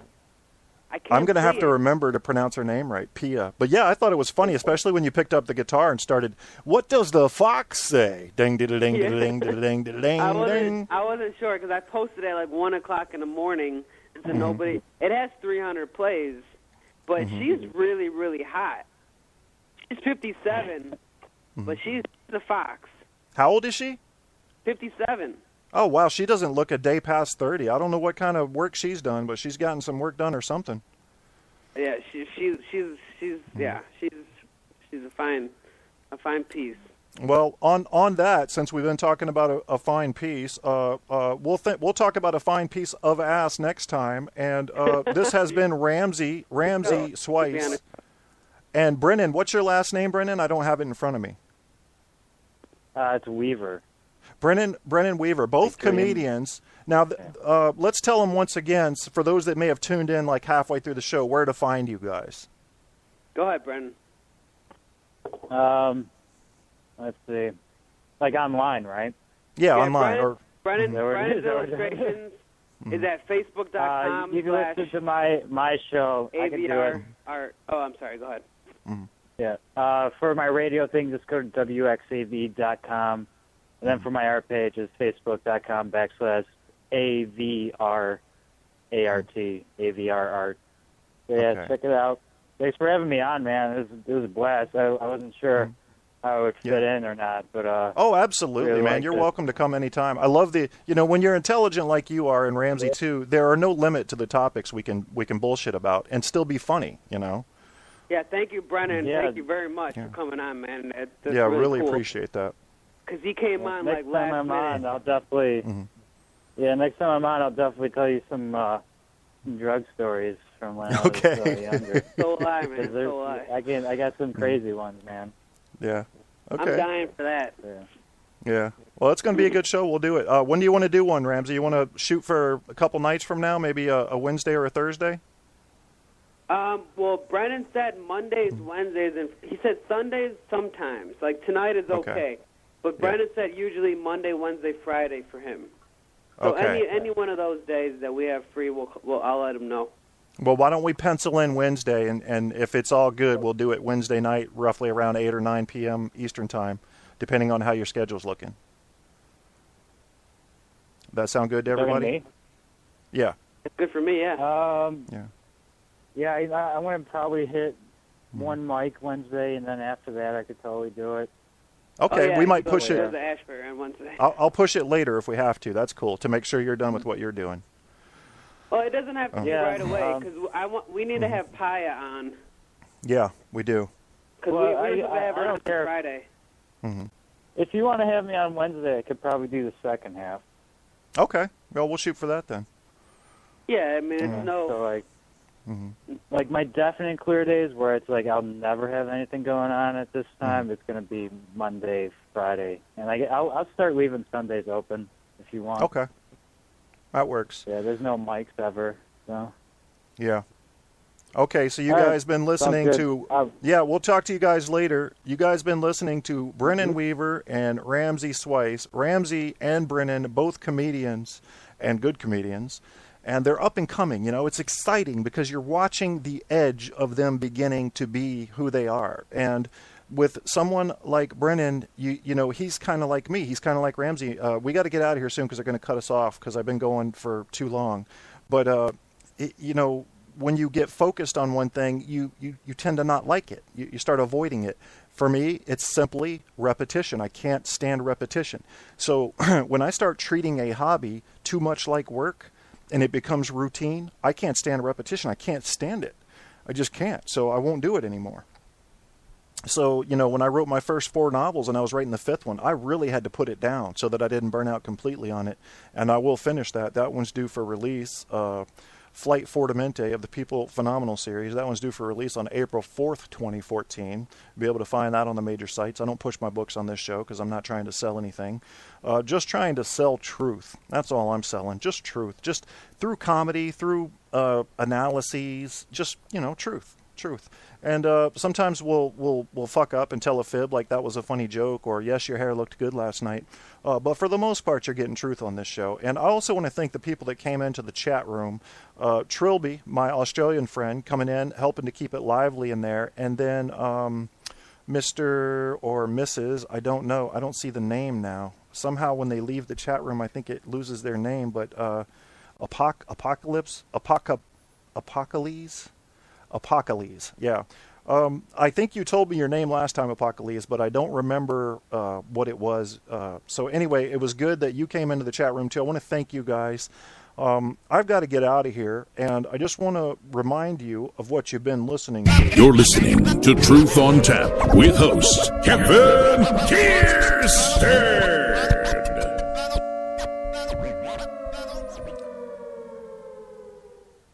And we don't even have time to end with a song, I'm sorry to say. This is the longest show I've ever done. But your limit, even with a station plan on Spreaker, is 3 hours. You can actually broadcast constantly, but you can't record it. The longest you can record is a 3-hour show. So that's the limitation. And it does make for a pretty fat file for those of you that want to download the podcast. So I can understand why they want to break it up a little bit. And on that note, I'm getting straight the fuck out of here. Thank you for listening tonight. You've been listening to Truth on Tap, your host, Kevin Kierstead. And I'm going to go pee. Bye.